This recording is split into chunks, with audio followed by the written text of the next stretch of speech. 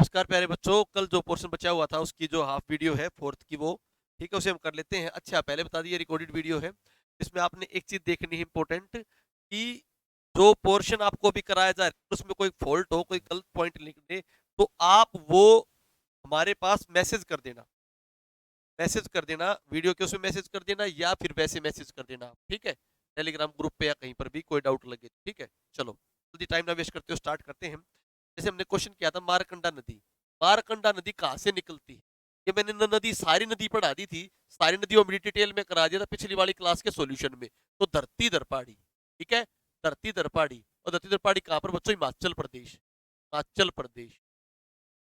टांगरी टांगरी निकलती है मोरनी से, टांगरी टांगरी निकलती है पंचकुला से ना। तो सभी का उद्गम स्थल कहाँ पर है? उस तरफ वाली का, हिमाचल प्रदेश से, ठीक है। आगे आ जाओ, question number 26। Audio video clear है ना? चलो चलो क्वेश्चन नंबर 26 देखते हैं। आगे आ जाओ बच्चों। हड्डियों की सुई व श्रवण निर्मित।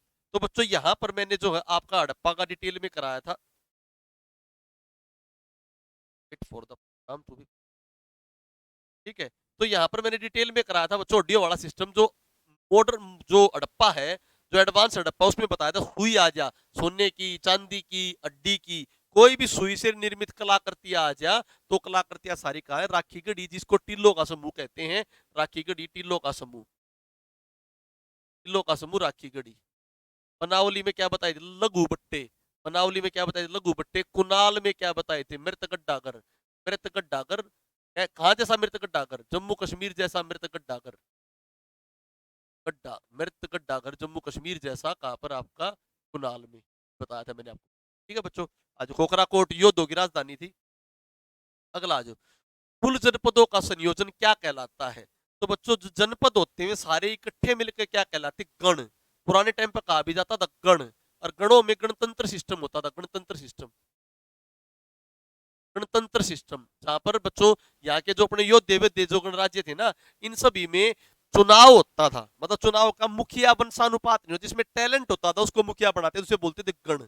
तो योद्धे गणराज्य, आपके अगर गणराज्य, कुनित गणराज्य, ये अपने यहाँ पर थे। कुनित अम्बाड़ा से योद्धे आपके मेन जो यहाँ पर जाट बेल्ट वाले सिस्टम से, और अगर गणराज्य आपके महेंद्रगढ़ रेवाड़ी की तरफ से, ठीक है। आगे आ जाओ बच्चों। हरियाणा में निम्नलिखित में से किस जिले में लाल चेस्टनट मृदा पाई जाती है? यहाँ से पूरी मृदा ही कंप्लीट कराऊंगा आपको, पूरी मृदा ही कंप्लीट करा दूंगा। वैसे इसका लाल चेस्टनट का आंसर आएगा यमुनानगर, आंसर आएगा यमुनानगर। अब मैं पूरी मिट्टी ही करा देता हूं, तो एक बार सारी मिट्टी देख लो बच्चों, ताकि मिट्टी का क्वेश्चन अपना कंप्लीट हो जाए। मिट्टी से कभी भी क्वेश्चन आए तो हमें प्रॉब्लम ना हो, ठीक है। मिट्टी का क्वेश्चन देख लो, सारी सारी मिट्टी करा देता हूँ जल्दी, क्विक रिवीजन में सारी सारी मिट्टी।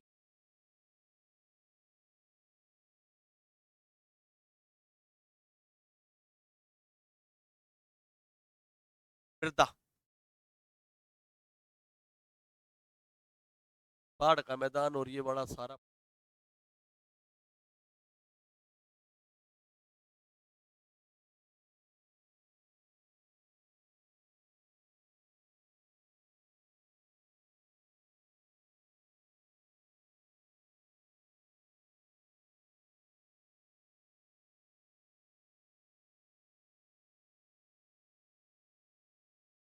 ठीक है, ठीक।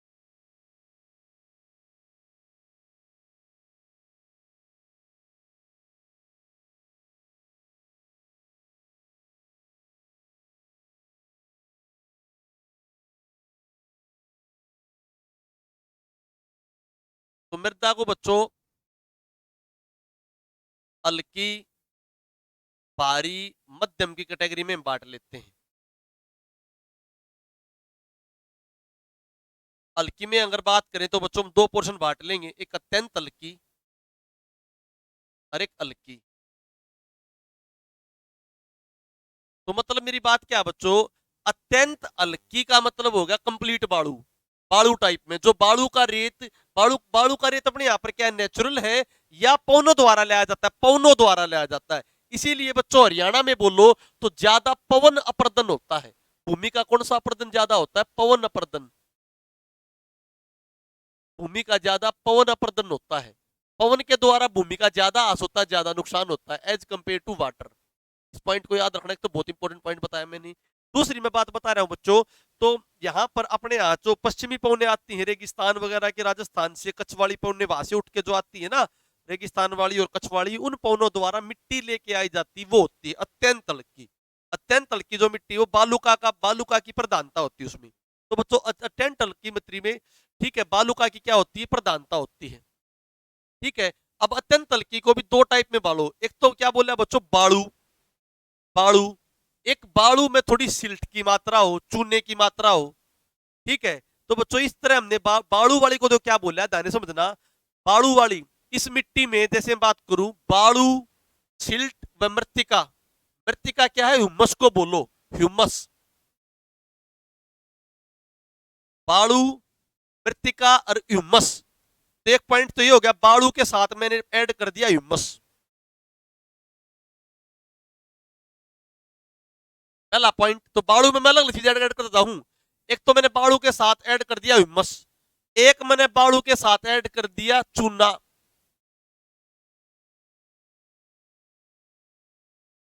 एक मैंने बाड़ू के साथ क्या ऐड कर दिया, चूना। ठीक है, एक बाड़ू के साथ ह्यूमस, एक बाड़ू के साथ चूना। अब समझना, और एक वो बाड़ू जो दोमट की टाइप की है, मतलब जहां पर जलोढ़ मिट्टी है ना, जो जलोढ़ मिट्टी होती है, अपने पूरे हरियाणा में ही जलोढ़ मिट्टी है। जलोढ़ मिट्टी का मतलब क्या है, नदियों के बहाव से आई है। तो रियलिटी में मैं अगर हरियाणा की बात करूं, तो इस पॉइंट को पकड़ना आप, ये हरियाणा पर्वतों से बना है। पर्वतों से नदियां आई, उन नदियों के ऊपर, मोटा मोटा समझना, नदियां आई, नदियां अपने साथ अवशेष बहाकर लेके आई, तो उसने पूरा अवशेष इस प्रकार सारे पे डाल दिया। तो सारे के सारे में जितनी भी मिट्टी हरियाणा में, वो सारी की सारी नदियों द्वारा बहा के लाई गई है। नदियों द्वारा बहा कर लाया गया मलबा है। बहा कर लाया गया मलबा है। पहला पॉइंट तो क्लियर हुआ, क्योंकि मिट्टिया कोई क्लियर तरह समझाता नहीं हरियाणा की, मैं तुम्हें क्लियर समझाऊंगा। नदियों द्वारा बहा कर लाया गया मलबा है। तो पेपर सिंपल क्वेश्चन पूछे तो हरियाणा में कैसी मिट्टी है, तो हरियाणा में मिट्टी है भाई जलोढ़। जलोढ़ मिट्टी क्या होती है, जो नदियों के बहाकर लाए गए मलबे से निर्माण होता है, पहला आंसर। अब इस जलोढ़ को हरियाणा में क्या नाम दिया जाता है, हरियाणा में जलोढ़ का क्या नाम दिया जाता है, दोमट। हरियाणा में जलोढ़ का नाम क्या, दोमट। हरियाणा में जलोढ़ का नाम क्या, दोमट। हरियाणा में जलोढ़ का नाम क्या, दोमट। दूसरा क्वेश्चन, अब इस दोमट को मैं अलग अलग पोर्शन में बांटता हूं। तो पहली बात, हरियाणा जो मिट्टी वो कौन सी, जलोढ़। जलोढ़ का हरियाणा में नाम क्या है, दोमट। जैसे मैं बोलू, जाने समझना, मैं बोलू भाई बाबा मस्तनाथ का मंदिर कड़े भाई रोहतक, रोहतक में बोलू अस्तलबोर, अस्तलबोर में बोलू अस्तल, अस्तल बोलू बोलू अस्तल, अस्तल अलग है, बोर अलग है, तीसरा समझो। तो हरियाणा में जो मिट्टी लाएगी नदियों के द्वारा लाया, उसे क्या बोला, जलोढ़। जलोढ़ में हरियाणा का नाम क्या दिया, जलोढ़ की कौन सी टाइप का, दोमट। अब इस दोमट को समझो, इस मिट्टी पर देखो, इस मिट्टी पर, ये हरियाणा की मिट्टी है दोमट, इस मिट्टी पर प्रत्येक वर्ष, प्रत्येक वर्ष इस मिट्टी के इतने भाग पर प्रत्येक वर्ष बाढ़ आ जाती है। इस मिट्टी के इतने भाग पर प्रत्येक वर्ष बाढ़ आ जाती है। तो प्रत्येक वर्ष यहां पर क्या आ जाए, बाढ़। तो है तो ये क्या, जलोढ़ मिट्टी। जलोढ़ की कौन सी टाइप है, दोमट।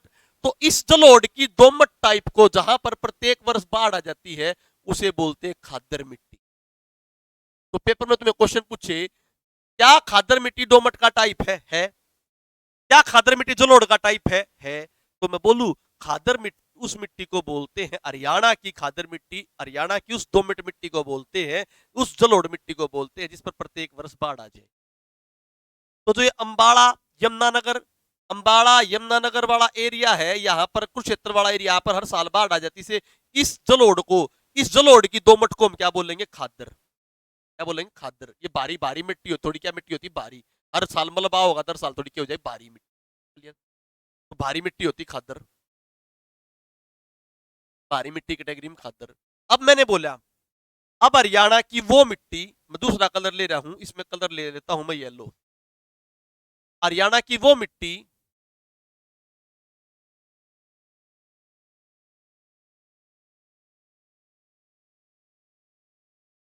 हरियाणा की वो मिट्टी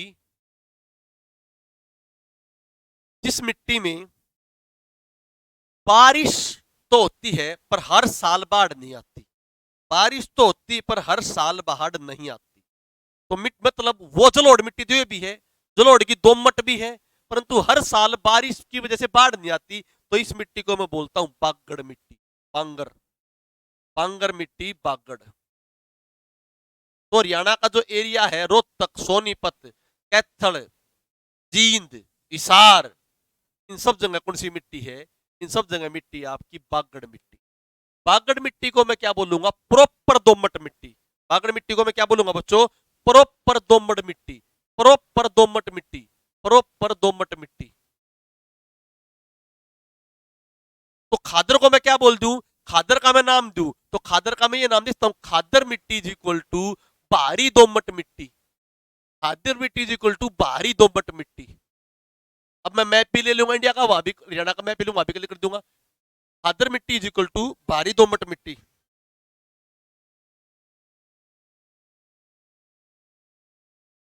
खादर मिट्टी इज इक्वल टू भारी दोमट की। दोमट तो सारी है, खादर भी जलोढ़ है, बांगड़ भी जलोढ़ है। बांगड़ वो जलोढ़ मिट्टी जहां पर हर साल बारिश नहीं होती, खादर वो जलोढ़ मिट्टी है जहां पर हर साल बारिश हो जाती, बाढ़ आ जाती है, हर साल बारिश होती बाढ़ आ जाती है। तो मैंने बोला खादर का मतलब भारी दोमट मिट्टी, और बांगड़ का मतलब बोला खाली दोमट मिट्टी, खाली के बोला दोमट मिट्टी। अब सुनो, इसके अलावा ये वाला पोर्शन बच गया, रेवाड़ी वाला, महेंद्रगढ़ वाला, सतनाली वाला, रेवाड़ी वाला, महेंद्रगढ़ वाला, सतनाली वाला, सिरसा वाला। इस सारे में, इस सारे में क्या आ जाता है? बाड़ू रेत। कौन सा रेत? बाड़ू। क्या रेत आ गया? बाड़ू। था ये भी, था ये भी जलोढ़ मिट्टी। देखो इस जलोढ़ में कुछ नहीं आया, इस जलोढ़ में कुछ नहीं आया, तो ये तो क्या रही? इस जलोढ़ में कुछ नहीं आया तो ये तो क्या रही? दोमट। क्या रही? ये तो दोमट। इस जलोढ़ मिट्टी में हर साल बाढ़ आ गई तो क्या बनेगी? खादर। तो दोमट से थोड़ी भारी होगी, तो ये दोमट क्या होगी? दोमट ए इज इक्वल टू वो जिसमें क्या होगी? दोमट ए इज इक्वल टू भाई वैसी मिट्टी जिसमें क्या होगी? बाढ़ आ गई, बाढ़ होने से थोड़ी भारी होगी, तो दोमट ए का मैंने नाम दे दिया खादर मिट्टी। दोमट ओरिजिनल जिसमें बाढ़ नहीं आई ना रेत आया, तो क्या कहलाई? दोमट ही। दोमट बी, दोमट बी वो जहां पर बालू रेत आ गया। क्या रेत आ गया? जहां पर बालू रेत आ गया। कहां पर? रेवाड़ी में आ गया, महेंद्रगढ़ में आ गया, सतनाली में आ गया, ठीक है। तो वो मिट्टी, थोड़ा हदादरी में आ गया, भिवानी में आ गया, वो मिट्टी। अब मैं इस बालू वाली को मैंने क्या बोल दूं? बाली वालू को बोल दूं हल्की दोमट। क्या बोल दूं? हल्की दोमट। Clear to you? अब मैं मैप के थ्रू करा रहा हूं, ध्यान से समझना। मैप के थ्रू करा रहा हूं, ध्यान से समझना। सर मैप यहां से आ जाएगा ना सर?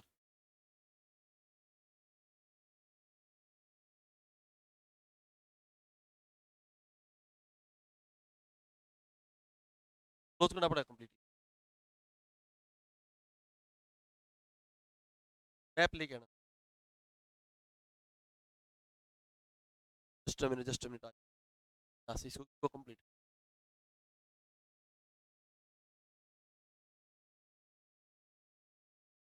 ठीक है, ठीक।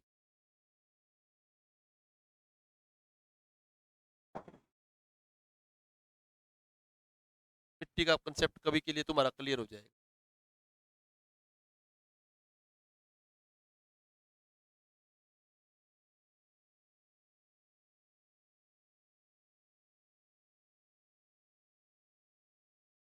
क्यों सर? अब मैं थोड़ा आतंक अपना भाई।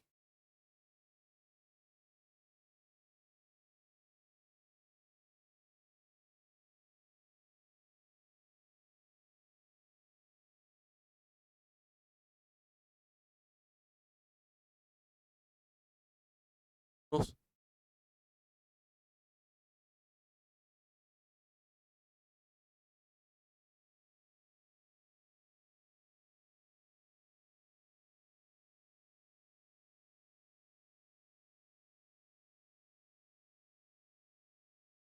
मैंने लिया, अब देखो दोबारा दोबारा ले लेता हूँ कलर तुम्हारा, कलर कॉम्बिनेशन। देखो कलर कॉम्बिनेशन में ऊपर वाला पोर्शन ये सारा का सारा कौन सा हो गया बच्चों? सारा का सारा मैंने बता दिया हरियाणा की मिट्टी। तो जलोढ़, जलोढ़ में हरियाणा को मुख्य नाम से जानते हैं दोमट। दोमट का वो हिस्सा, दोमट ए बोल देता हूं, दोमट ए वो। हरियाणा में जलोढ़ का नाम ही क्या है? दोमट। दोमट का ए हिस्सा जहां पर प्रत्येक वर्ष बाढ़ आ जाती है, प्रत्येक वर्ष बाढ़ आ जाती है, तो दोमट एक हो जहां पर प्रत्येक वर्ष बाढ़ आ जाती है, नई मिट्टी हर बार आ जाती है, तो भारी मिट्टी बन जाती है। कैसी मिट्टी बन जाती है? भारी मिट्टी बन जाती है। और क्या नाम दोगे उस भारी मिट्टी का? उस मिट्टी का नाम दो खादर। तो यहाँ पर दिखा रहा हूँ खादर। यमुनानगर का हिस्सा खादर, अंबाड़ा का हिस्सा खादर, थोड़ा पंचकुला का हिस्सा खादर, करनाल का हिस्सा थोड़ा खादर, थोड़ा पानीपत का हिस्सा खादर, ये वाला हिस्सा। यहाँ पर प्रत्येक वर्ष बाढ़ आ जाती है, यमुना नदी में पानी बढ़ने की वजह से यहाँ पर प्रत्येक वर्ष बाढ़ आ जाती है। ये मिट्टी क्या हुई आपकी? कंप्लीट नहीं बोला मैंने हिस्सा। तो ये मिट्टी क्या होगी? ये मिट्टी को बोलूं मैं खादर, इसके नाम दे रहा हूं खादर। इसी का नाम दे रहा हूं दोमट। दोमट ए, दोमट की वो मिट्टी जो भारी दोमट में भारी पड़ा जा। और है ये क्या? जलोढ़। तो हरियाणा में पेपर में मुख्यतः पूछे तो कौन सी मिट्टी है? जलोढ़ मिट्टी है। और जलोढ़ मिट्टी का टाइप कौन सा? दोमट। इसीलिए जलोढ़ और दोमट दो दे रखे हो तो दोमट लिख देना। हालांकि दोमट जलोढ़ ही है, हालांकि दोमट जलोढ़ ही है। लेट यू दूसरा पेन ले लो, काला ले लो, ताकि काले से क्लियर दिख जाए थोड़ा। तो हरियाणा में कौन सी भाई? हरियाणा में कौन सी बच्चों बता दी मैंने। तो इस मिट्टी को क्या बोलोगे? खादर। खादर, खादर। खादर को क्या बोला? दोमट का दोमट ए। दोमट ए मतलब भारी दोमट। दोमट ए मतलब भारी दोमट। है भी ये क्या है? जलोढ़ ही। पहला पॉइंट क्लियर हो गया। अब आ जाओ, इसके बाद बीच वाला जो पोर्शन दे सारा,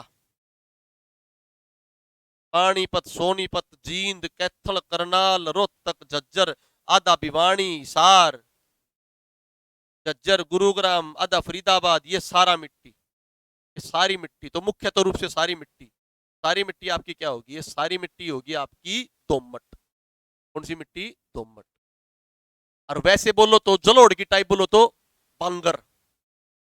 इसीलिए कुरुक्षेत्र यमुनानगर वाले, कुरुक्षेत्र यमुनानगर वाले रोहतक वालों को बांगड़ बोल देते हैं, क्योंकि कुरुक्षेत्र यमुनानगर में अपने कंपेरिजन में ज्यादा पानी है और यहाँ पर पानी कम है। आपा जो हाँ रोहतक सोनीपत वाले जो हैं वो दादरी वालों को, झज्जर वालों को बागड़ी बोल देते हैं। तो बागड़ी वहां पर बारिश की सेंस और मिट्टी की उर्वरता के हिसाब से हो गया। बागड़ जो वर्ड है मिट्टी की उर्वरता की वजह से होता है, इसलिए हम दूसरों को बागड़ी बोल देते हैं जहां पर पानी कम मिलता है। अगर हम बात करें महेंद्रगढ़ भिवानी वाले, राजस्थान वालों को बागड़ी बोल देते हैं। Clear to you? तो बांगड़ से वर्ड निकला बागड़ी, दोमट। अब ये वाला पोर्शन आ जाओ बच्चों।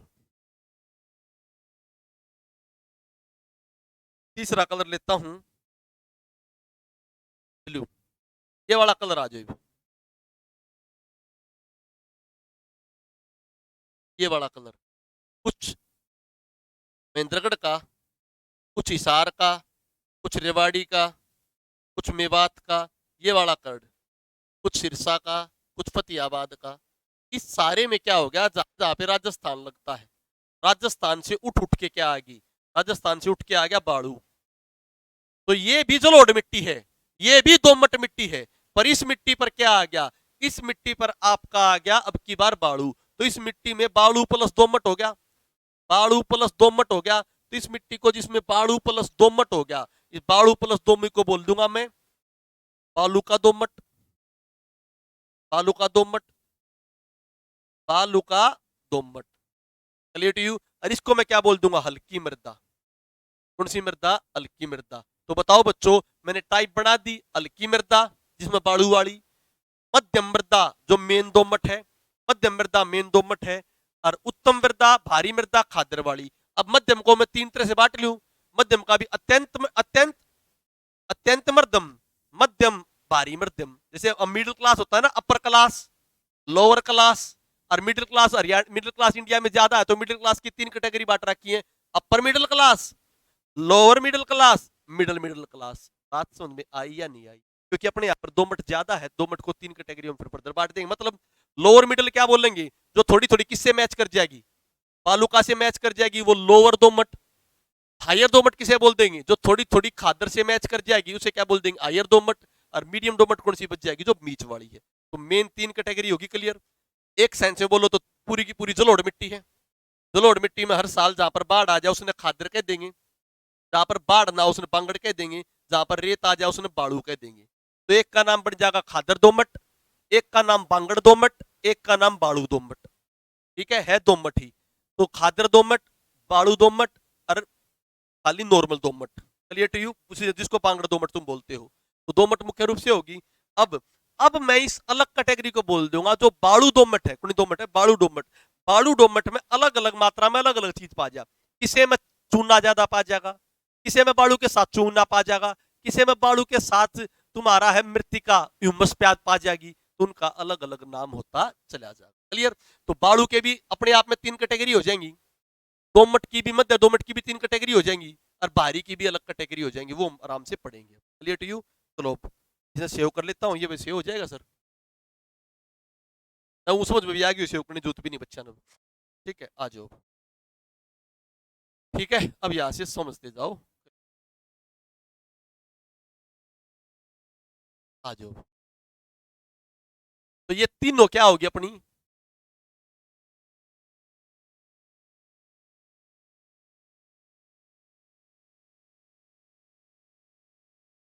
तीनों क्या होगी अपनी, क्योंकि गलत पढ़ाता मिट्टी को इसी तरह को एक्सप्लेन ही नहीं करता। अब तो तीनों ही क्या होगी, तीनों आपकी होगी बच्चों, ये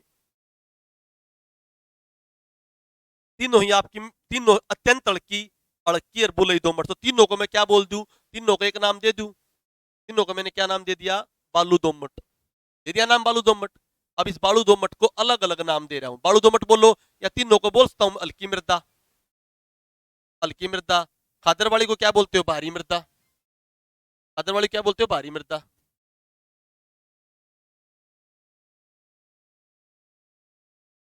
थोड़ी देर बाद में करें। बालू दोमट को हल्की मृदा, दोमट वाली को मध्यम मध्यम मध्यम मृदा, और खादर वाली को भारी मृदा।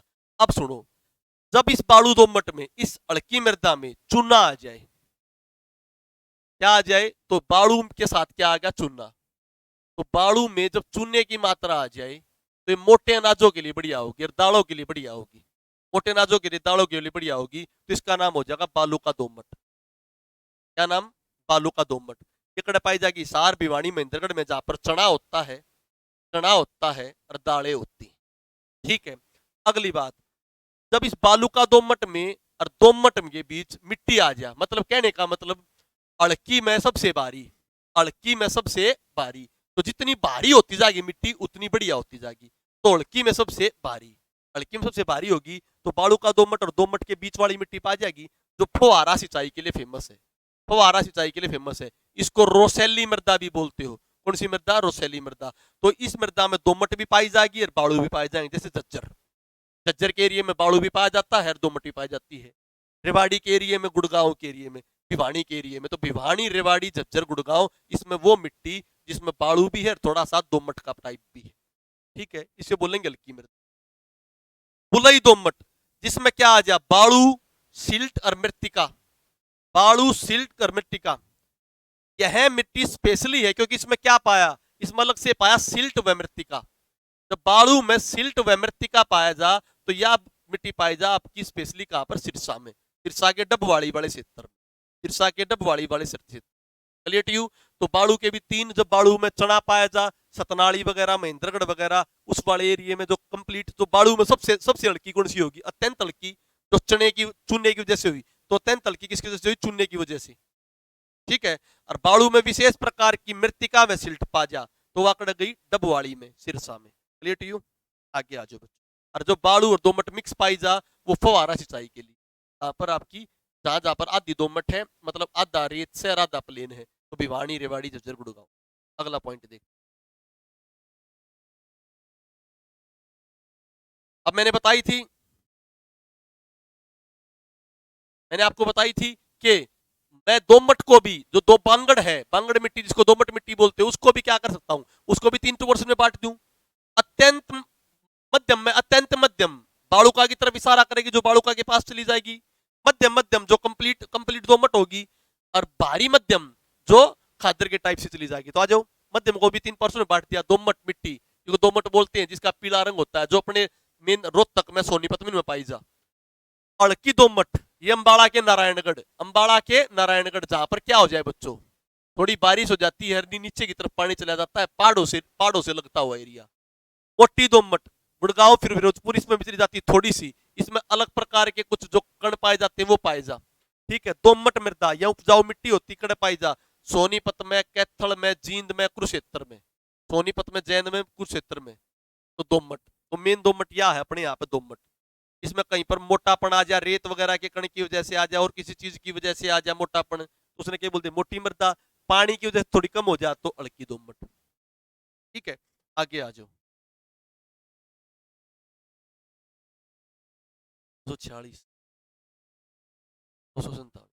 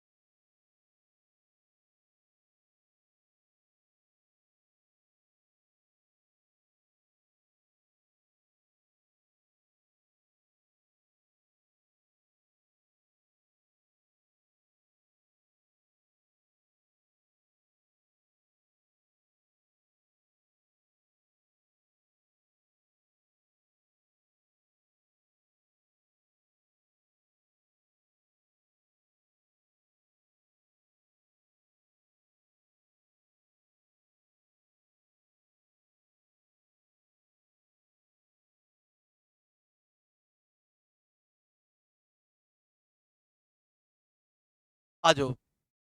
अब आ गई भारी मृदा की, सामान्य भारी मृदा। इस मात्रा में सिल्ट, सिल्ट होता है, इसीलिए से क्या कहते हैं खादर। सिल्ट मतलब रेत के कण जो नदियों द्वारा बहा कर लाए जरे कण होती है, हर हर साल नई पर ताजा है, हर साल नई पर ताजा, जहां पर हर साल नई पर ताजा उसे क्या बोल देंगे, नवीन खादर। नवीन खादर उच्च भागों में पाई जाने वाली कैसी मिट्टी होती है, भारी मृदा। ठीक है, जहां पर हर साल बाढ़ ना आए, हर साल बाढ़ ना आए, उसे बांगड़ कहते हैं। जहां पर हर साल बाढ़ ना आए उसे क्या कहते हैं, बांगड़। हर साल बाढ़ ना आए उसे क्या कहते हैं, बांगड़। Clear to you. अब इस भारी मृदा में भी अलग अलग चीज, किस प्रकार बालू वाली मिट्टी में, बालू वाली मिट्टी में जड़े चूना पा गया, जड़े चूना पा गया उसको अत्यंत हल्की कह दी। बालू वाली मिट्टी में जड़े मृतिका सिल्ट पा गई उसे डब्बू वाली बड़ा क्षेत्र हो गया। इसी प्रकार इस भारी मृदा में अलग अलग चीज पा जाएंगे। जड़ा आयरन ऑक्साइड मिल जाएंगे उसको रेड चेस्टनट कह देंगे। क्या कह देंगे, रेड चेस्टनट। आज देखते हैं इसमें क्या क्या मिल सकता है।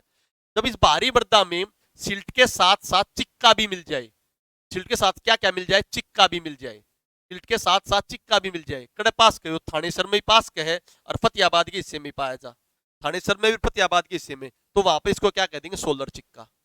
सोलर चिक्का मतलब क्या हो गया, जहां जहां मिट्टी में सिल्ट भारीपन लेकर होगी, सिल्ट के साथ साथ चिक्का भी आ जाए, सिल्ट के साथ चिक्का भी उसे बोलते हैं सोलर चिक्का। सोलर चिक्का आपका थानेसर में पाया, कुरुक्षेत्र में, फतेहाबाद में पाया। और जगाधरी में, जगाधरी में इस सिल्ट और चिक्के के साथ लोहा भी पा जा, ये पा जा, लोहा। तो लोहा पाने की वजह से इसको क्या कहते हैं, डाक्कर। लोहा पाने की वजह से क्या कहते हैं, डाक्कर। तो सिल्ट में के साथ साथ चिक्का के साथ लोहा भी पा जाता, तो डाक्कर। सिल्ट और चिक्का पाए तो सोलर चिक्का। सोलर चिक्का दो है अपने, थानेसर में, कुरुक्षेत्र में और फतेहाबाद में। आयरन ऑक्साइड ज्यादा मात्रा में हो तो उसे रेड चेस्टनट कहते हैं। आगे होगा आयरन ऑक्साइड ज्यादा मात्रा में हो, रेड चेस्टनट। या आपकी कहां पर पाई जाती है, यमुनानगर। आगे आ जाओ। यमुनानगर में, यमुनानगर में इसी, देखो, लोहे की वजह से जगाधरी को तो क्या कहते हैं, डाक्कर। लोहे की वजह से जगाधरी को कहते हैं डाक्कर, और लोहे की वजह से यमुनानगर को कहते हैं लाल चेस्टनट। लोहे की वजह से यमुनानगर को कहते हैं लाल चेस्टनट। ठीक है। कालका व नारायणगढ़ में, कालका व नारायणगढ़ में मिट्टी को कहते हैं, कालका में कहते हैं घर, कालका में क्या कहते हैं, घर। कालका में कहते हैं घर, और नारायणगढ़ में कहते हैं कंदी। नारायणगढ़ में क्या कहते हैं, कंदी। नारायणगढ़ में कंदी। तो बताओ, जगाधरी में डाकर, सिल्ट, सिल्ट व चिक्का की मात्रा की वजह से, लोहे की मात्रा की वजह से यमुनानगर को रेड चेस्टनट, और सोलर चिक्का थानेसर व फतेहाबाद को, नारायणगढ़ को कंदी, और कालका को घर। ठीक है। हरियाणा की मिट्टी में नाइट्रोजन व फास्फोरस की कमी होती है। नाइट्रोजन फास्फोरस की क्या होती है, कमी होती है। सिरसा जिले की मिट्टी का रंग भी लाल है, फतेहाबाद के पास है तो वहां की मिट्टी का भी क्या है, लाल रंग है। ठीक है बच्चों। लवणीय मृदा सुधार के लिए हमने किस देश के साथ प्रोजेक्ट कर रखा है, लवणीय मृदा सुधार के लिए हमने नीदरलैंड के साथ प्रोजेक्ट कर रखा है। किस देश के साथ, नीदरलैंड के साथ प्रोजेक्ट कर रखा है लवणीय मृदा सुधार के लिए, नीदरलैंड के साथ। ठीक है, नीदरलैंड के साथ। लेट यू बच्चों, डाउट, आगे आ जाओ।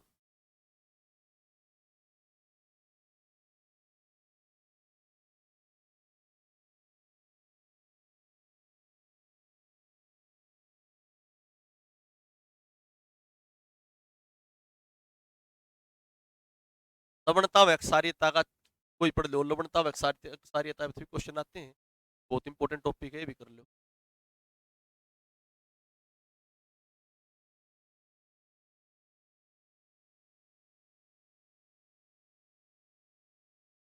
लवणता व क्षारीयता, हरियाणा की लगभग कितने प्रतिशत भूमि में लवणता है? 32%। मैंने कल लवणता के बारे में बताया था, लवणता 2-3 टाइप से हो सकती है।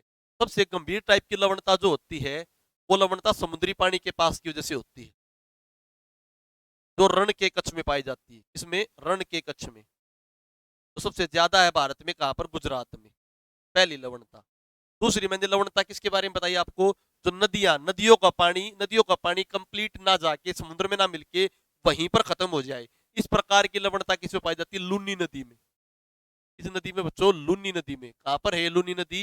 ये राजस्थान में है लूनी नदी, और इस लवणता से नमक का उत्पादन होता है। तो लूनी नदी व डिडवाना, लूनी नदी डिडवाना, लूनी नदी से बच्चों सांबर झील बनी, कुणी झील बनी? सांबर झील बनी, और कुणी झील बनी? डिडवाना झील बनी, जो राजस्थान में दोनों जिले और नमक उत्पादन के लिए प्रसिद्ध है। क्यों? नदियों का पानी उसी के अंदर घूम जाए, उसे बोलते हैं इनलैंड ड्रेनेज। तीसरी प्रकार की लवणता, तीसरी प्रकार की लवणता बनती है आपकी सिंचाई की वजह से, जो हरियाणा और पंजाब में पाई जाती है, हरियाणा पंजाब में पाई जाती है। ठीक है बच्चों, तो 32% भूमि यहाँ पर लवणता से ग्रस्त है, क्योंकि पानी सिंचाई दी, पानी उड़ जाएगा और साल्ट जमीन पर रह जाएंगे, पानी उड़ जाएगा और साल्ट जमीन पर रह जाएंगे, तो साल्ट जमीन पर रह जाने जैसे वो लवण बन जाते हैं। इस प्रकार की मिट्टी को रे व कोलर बोलते हैं। रे रे मिट्टी, रे मिट्टी का मतलब लवणता आगे, रे मिट्टी होगी, लवणता आगे, रे या कलर बोलते हैं। तो रे या कलर उस मिट्टी को बोलते हैं जिसमें सिंचाई ज्यादा होती है, और सिंचाई हो जाने के बाद जो पानी उड़ जाए, पानी उड़ जाने के बाद बच्चों क्या हो जाए? वाष्पीकरण के बाद सफेद सफेद रवे के लवण रह जाए। मृदा अपर्दन, इस प्रकार लवणता रहने से भूमि खत्म होती जाती है, और इस खपर होने वाली इसको टर्म क्या दी है? रेंगती हुई मृत्यु या निर्दय शत्रु। इस मृदा अपर्दन को क्या कहा है? रेंगती हुई मृत्यु या निर्दय शत्रु। ठीक है, तो रे व कलदर मिट्टी को कहा जाता है रेंगती हुई मृत्यु, निर्दय शत्रु। जल व वायु दोनों प्रकार का मिट्टी अपर्दन होता है। उत्तरी पूर्वी पहाड़ी क्षेत्र शिवालिक में, शिवालिक में ऊपर से नदियां आऊंगी तो वहां पर कौन सा अपर्दन होगा? जल अपर्दन।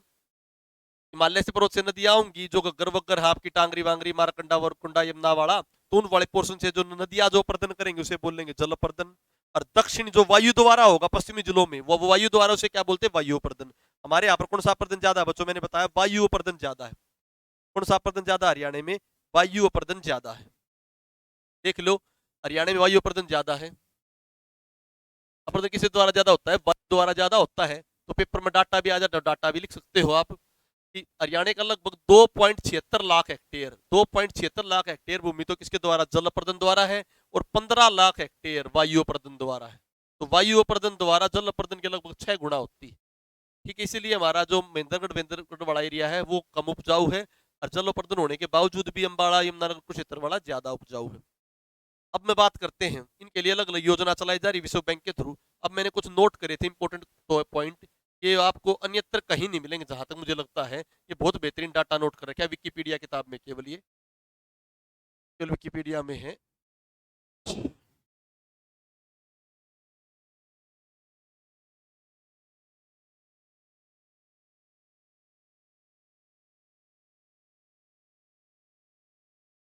देखो भाई, सॉइल की सामान्य प्रकृति क्या होती है?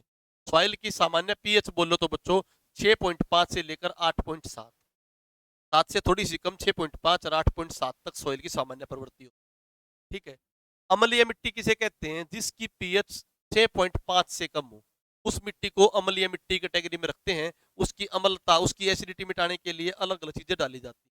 अक्षारीयता मिट्टी उसे कहते हैं जिसकी पीएच, पीएच का मतलब है पोटेंजी ऑफ हाइड्रोजन, हाइड्रोजन की मात्रा, पोटेंजी ऑफ हाइड्रोजन और पावर ऑफ हाइड्रोजन भी बोलते हो। फुल फॉर्म है पोटेंजी, फुल फॉर्म तो है पोटेंजी ऑफ हाइड्रोजन, पेपर में आ जाए फुल फॉर्म तो पोटेंजी ऑफ हाइड्रोजन, हिंदी में भी पोटेंजी लिखा मिलेगा। परंतु पोटेंजी का मतलब क्या होता है? पावर का मतलब क्या होता है? पावर, शक्ति, हाइड्रोजन की शक्ति। क्लियर? हाइड्रोजन की शक्ति। अब आ जाओ आगे। तो अम्लीय मिट्टी कड़ा पाई जाएगी? जहां पानी होगा ज्यादा, तो शिवालिक क्षेत्र में क्या पाई जाएगी? अम्लीय मिट्टी। ठीक है, अब बात करते हैं, ये मैंने बता दी। अब लवणीय मृदा की बात करते हैं, जहां पर सिंचाई हो जाए। लवणीय मृदा पीएच 8.5 से कम, लवणीय मृदा की पीएच किससे भाई? 8.5 से कम, और सोडियम की मात्रा 15% से कम होती है। सोडियम की मात्रा 15% से कम होती है। इसकी जो भी अम्लीय मिट्टी होती है इसमें मैक्सिमम पीएच 8.5 तक पहुंच सकती है। कितने तक पहुंच सकती है? 8.5 तक पहुंच सकती है। और सोडियम की मात्रा क्या होती है? कम, 15% से भी कम। सोडियम इंपॉर्टेंट है। पानी रिसाव आसानी से नमक आसानी से होता है। पानी का रिसाव, पानी का रिसाव आसानी से होगा क्योंकि ज्यादा क्यों होगा? ज्यादा पानी होगा, पानी ज्यादा होगा तो पानी का रिसाव आराम से होगा। और पानी उड़ जाने के बाद नमक की परत जम जाएगी। क्या जम जाएगी? नमक की परत। तो पूरे पोषक तत्व पौधों तक नहीं पहुंच पाओगे। ये पानी आया, पानी ज्यादा है, पानी धूप में उड़ गया तो नमक रह जाएगा। नमक रह जाएगा धरती के ऊपर। इस प्रकार नमक की रे जम गया और पोषक तत्व अंदर तक नहीं पहुंच पाए। तो पेपर में क्वेश्चन आ जाता है अम्लीय मिट्टी की प्रॉब्लम क्या होती है? उसमें पानी ज्यादा होता है। पानी ज्यादा होने से मैक्सिमम 8.5 तक पहुंच सकती पीएच, परंतु पानी ज्यादा होने की वजह से सोडियम की मात्रा कम होती है। तो सोडियम की मात्रा 15% कम होती है, परंतु साल्ट जब आता है, साल्ट जम जाने से तो नीचे तक नहीं पहुंच पाते और भूमि थोड़ी सी अनुपजाऊ हो जाती है। आगे आ जाओ। अक्षारीय मिट्टी में सोडियम की मात्रा कितने से? 15% ज्यादा। तो अक्षारीय में अम्लीय मिट्टी का चयन किसके द्वारा किया जाता है? सोडियम की मात्रा से किया जाता है। ये क्वेश्चन है किस चयन से? एक तो पीएच से और एक सोडियम की मात्रा से। अम्लीय मिट्टी में 15% से कम सोडियम पाया जाता है, अक्षारीय मिट्टी में 15% से ज्यादा सोडियम पाया जाता है। पानी का रिसाव कम, इसमें पानी का रिसाव ज्यादा होता है, इसमें पानी का रिसाव कम होता है। पानी का रिसाव कम हो जाएगा तो भूमि क्या हो जाएगी? कठोर हो जाएगी। कठोर हो जाएगी। कठोर क्यों हो जाती है? उसमें तो साल्ट बनते हैं, NaCl वगैरह और कुछ चीजें वगैरह। इसमें सोडियम कार्बोनेट और सोडियम बाइकार्बोनेट बनते हैं, क्योंकि बता दिया मैंने, ध्यान रखना। OH आ जाए, OH आ जाए या कार्बोनेट आ जाए या बाइकार्बोनेट आ जाए, ये सभी अक्षारीय बनाओगे। क्या बनाओगे? अक्षारीय बेस बनाते हैं। सोडियम हाइड्रोक्साइड, पोटेशियम हाइड्रोक्साइड, ये सब बेस बनाते हैं। कार्बोनेट भी बेस बनाते हैं। सोडियम कार्बोनेट और सोडियम बाइकार्बोनेट बजाने ये है ना, बनने के बाद रिसाव के है कम, परंतु भूमि के अंदर घुल जाते हैं और सतह की हो जाती है काली। तो काली सतह किसमें होती है? क्यों क्यों होती है काली सतह? सोडियम कार्बोनेट और सोडियम बाइकार्बोनेट भूमि में घुल जाते हैं, उनकी वजह से धरती की सतह काली हो जाती है। और ऐसा अक्षारीय भूमियों में होता है। इस भूमियों में होता है, भूमियों में मिलता होता है। और जो अम्लीय भूमि होती है उसमें पानी का रिसाव जल्दी हो जाता है। पानी का रिसाव जल्दी हो गया, पानी रिसाव होने से बाद उड़ जाएगा, थोड़ा धरती में चला जाएगा और वहां पर साल्ट रह जाएगा। साल्ट अंदर तक क्या नहीं ले पाते? पोषक तत्वों तक नहीं पहुंचा पाते। टू यू, ये इंपॉर्टेंट टॉपिक था जो मैंने आपको। दोबारा अपने पेपर पहुंच जाते हैं भाई।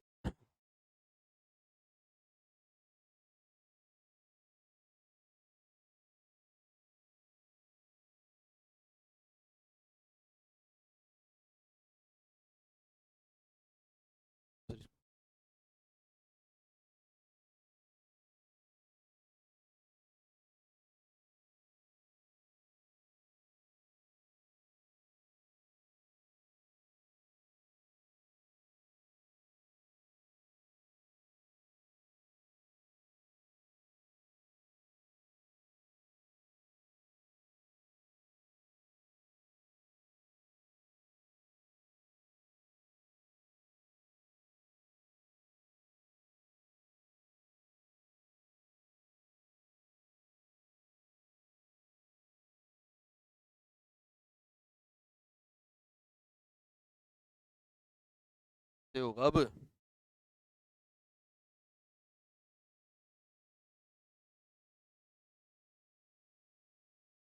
चलो,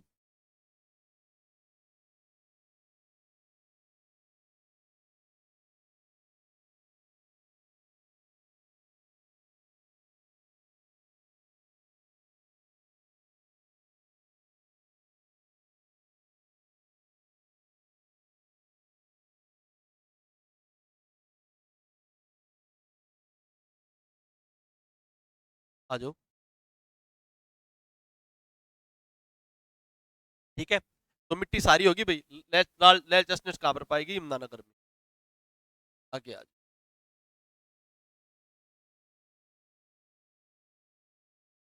मिलन स्थल कौन से तीर्थ स्थल को कहा जाता है? मिलन स्थल मैंने कल पढ़ाया था। मिलन स्थल को कहा जाता है बच्चों? सनहित तीर्थ को।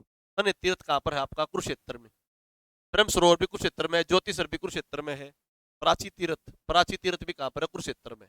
और मिलन स्थल किसे कहा जाता है? सनहित तीर्थ को। और यहीं पर नौवीं पातशाही गुरुद्वारा है। नौवीं पातशाही गुरुद्वारा भी है। नौवीं पातशाही गुरुद्वारा भी यहीं पर है। ठीक है, आगे आ जाओ। तो आज हमने एक टॉपिक बहुत इंपॉर्टेंट कर लिया नदियों वाला। तार उपकरण जिसमें एक तारा होता है जिसे उंगलियों की मदद से बजाया जाता है बच्चों, कौन सा है? सारंगी, सारंगी है, दो तारा है, सारंगी है, दो तारा है, कौन सा है?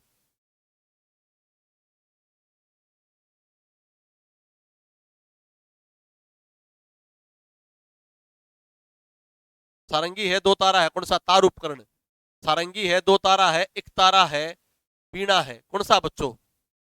एक तारा। एक तारा किससे बजाया जाएगा बच्चों? एक तारा जिसमें एक उपकरण होता है उससे बजाया जाएगा बच्चों, एक तारा। एक तारा, ठीक है, एक तारा। आगे आ जाओ। एक तारा। विनोबा भावे के संदेश जनता तक पहुंचाने के लिए कौन से हरियाणवी कवि ने मधुर गाने गाए थे? तो कौन से हरियाणवी कवि ने? पंडित लक्ष्मीचंद कोई कवि नहीं था, पंडित नेकीराम, ये तो स्वतंत्रता सेनानी थे, स्वतंत्रता सेनानी थे जिनको हरियाणा केसरी भी कहा जाता है, हरियाणा केसरी भी।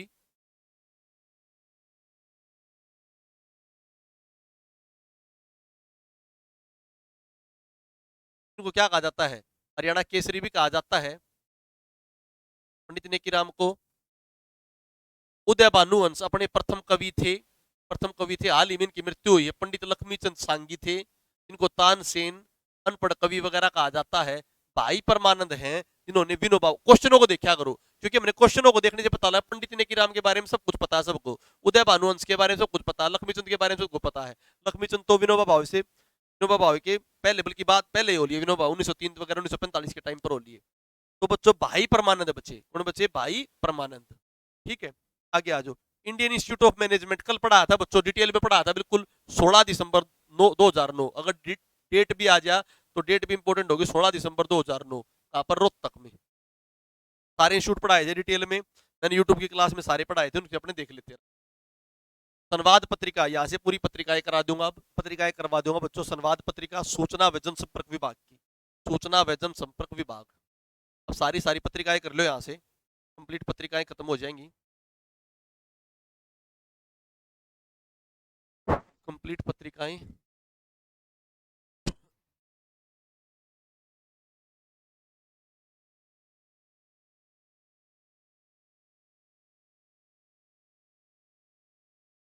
गुरुकुल है, बाल गायक,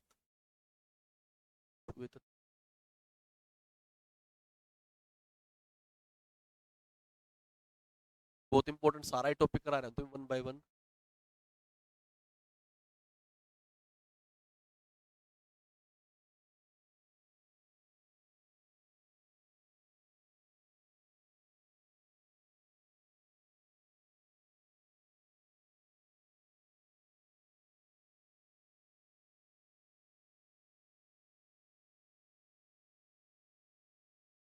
आ जाओ। हरियाणा शब्दावली, उपबोली व साहित्य संस्कृति।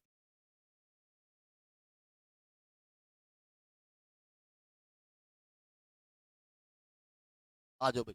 हरियाणा शब्दावली, उपबोली व साहित्य संस्कृति संस्थान, ये विकिपीडिया में नया पेज है आपको, ये भी बहुत इंपॉर्टेंट है, कहीं मिलने के चांसेस ये कम है, तो पहले मैंने बताया थे। हरियाणी शब्दावली का प्रथम संग्रह आ जाए तो हरियाणी शब्द, हरियाणी को भाषा बनाने के लिए प्रथम शब्द संग्रह कौन सा बनाया भाई? जाटू ग्लोसरी। क्या नाम दिया बच्चों? जाटू ग्लोसरी। जाटू ग्लोसरी कब दिया? ये 1976 में। कब दिया है? 1976 में। अगर इस प्रकार का एक भी क्वेश्चन आता है तो हमारे लिए बहुत बड़ी अचीवमेंट होगी। 1976 में भाषा विभाग ने, फिर भाषा विभाग ने जाटू ग्लोसरी आएगी तो भाषा विभाग ने हरियाणी शब्दावली का प्रकाशन किया।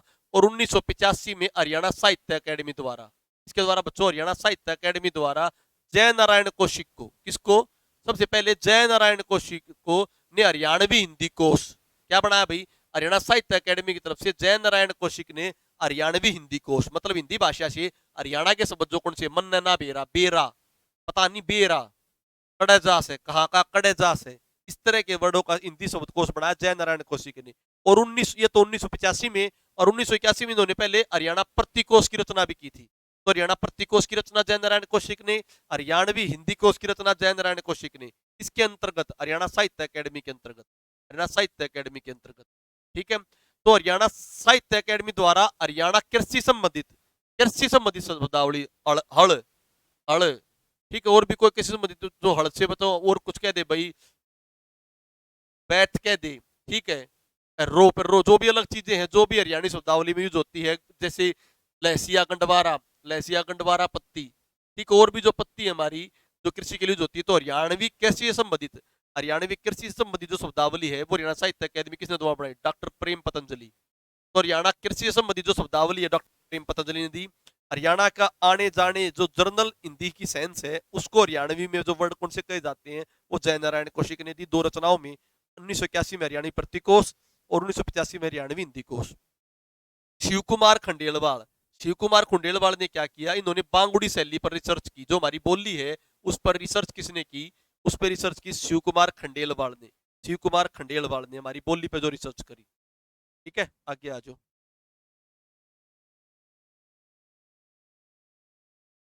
शिव कुमार खंडेलवाल ने हमारी बोली पर रिसर्च की।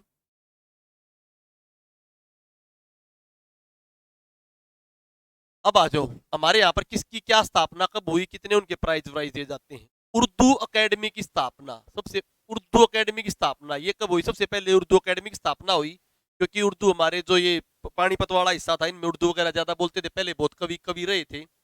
ठीक है, तो उर्दू अकेडमी की स्थापना 23 जनवरी 1975 को। तो पहला इंपॉर्टेंट डेट आ जाए तो डेट को भी कर लियो, 23 जनवरी 1975। 23 जनवरी क्या होता है? पराक्रम दिवस।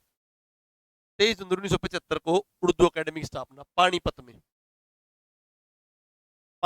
तो पानीपत में इसकी स्थापना हुई और घोषणा होगी थी, परंतु इसका मुख्यालय जो है बाद में, इसका मुख्यालय 29 दिसंबर 1987 को, तो घोषणा इसकी 23 जनवरी 1975 को होगी। उसके लगभग 10 और 3 13 साल बाद, सॉरी 75 और 8 87, 8 साल बाद हो गए, 75 और 87 में 86 10 12 साल बाद, 12 साल बाद लगभग पंचकुला में इसके क्या बना हेडक्वार्टर। 29 दिसंबर 1987 को पंचकुला में इसका क्या बना फिर हेडक्वार्टर। ठीक है, इसकी पत्रिका कौन सी? उर्दू अकेडमी की उर्दू अकेडमी की पत्रिका जमुना तट। कौन सी पत्रिका? जमुना तट है उर्दू अकेडमी की पत्रिका। और पुरस्कार कौन सा दिया जाता है? हाली पुरस्कार। पुरस्कार कौन सा दिया जाता है? हाली पुरस्कार, अल्ताफ हुसैन हाली की याद में, जो पानीपत से थे, अल्ताफ हुसैन हाली की। क्लियर, आगे आ जाओ।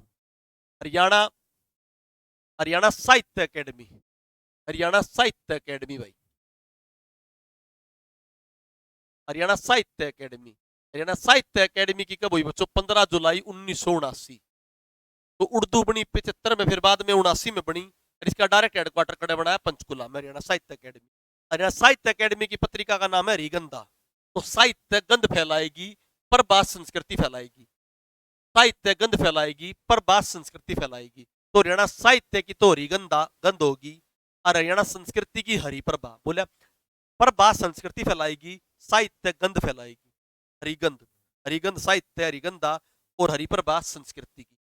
ठीक है, 15 जुलाई 1979 डेट भी आती है तो डेट भी इंपोर्टेंट बता। हरियाणा संस्कृत अकेडमी 8 अगस्त 2002। तो इसके बाद तो सीक्वेंस भी याद रखो, पहले उर्दू का, फिर साहित्य का, फिर संस्कृति का। ठीक है, हरिप्रभा इसकी कौन सी है? हरिप्रभा। ठीक है, पंजाबी साहित्य बीच में बच्चों 1996 में पंजाबी साहित्य, यहाँ पर बच्चों ये पंचकुला, ये भी पंजाबी साहित्य की जो पत्रिका है शब्द बूंद। तो पहले उर्दू, फिर साहित्य, फिर पंजाबी और फिर संस्कृत। उर्दू, साहित्य, पंजाबी, फिर संस्कृत। 75 में, 79 में, 96 में, 2002 में। 23 जनवरी, 15 जुलाई, 8 अगस्त। ठीक है, आगे आ जाओ। अन्य अन्य जो हमारे यहाँ पर मंच वगैरह जो बनाए जाते हैं, अन्य प्रकार के सांस्कृतिक मंच है, वो सांस्कृतिक मंच कहाँ? एक तो सांस्कृतिक मंच भिवानी में है, और राष्ट्रभाषा विचार मंच अम्बाड़ा। पेपर में इस तरह क्वेश्चन आ जाए, हमारा संस्कृति मंच कहाँ पर है? सांस्कृतिक मंच भिवानी में है, और राष्ट्रभाषा विचार मंच कहाँ पर है? अम्बाड़ा में। राष्ट्रभाषा विचार मंच कहाँ पर है? अम्बाड़ा में। और अन्य जो आपके कला व संस्कृति केंद्र खोले, अलग अलग जगह खोले, जैसे गुड़गांव में खोल रखा है, रोहतक में खोल रखा है कला व संस्कृति। आज अब इनकी पुरस्कार राशि, इनमें भी कंफ्यूजन होती है, वो कंफ्यूजन मैंने दूर कर दी है। पुरस्कार राशि संबंधित भी ध्यान से देख लो।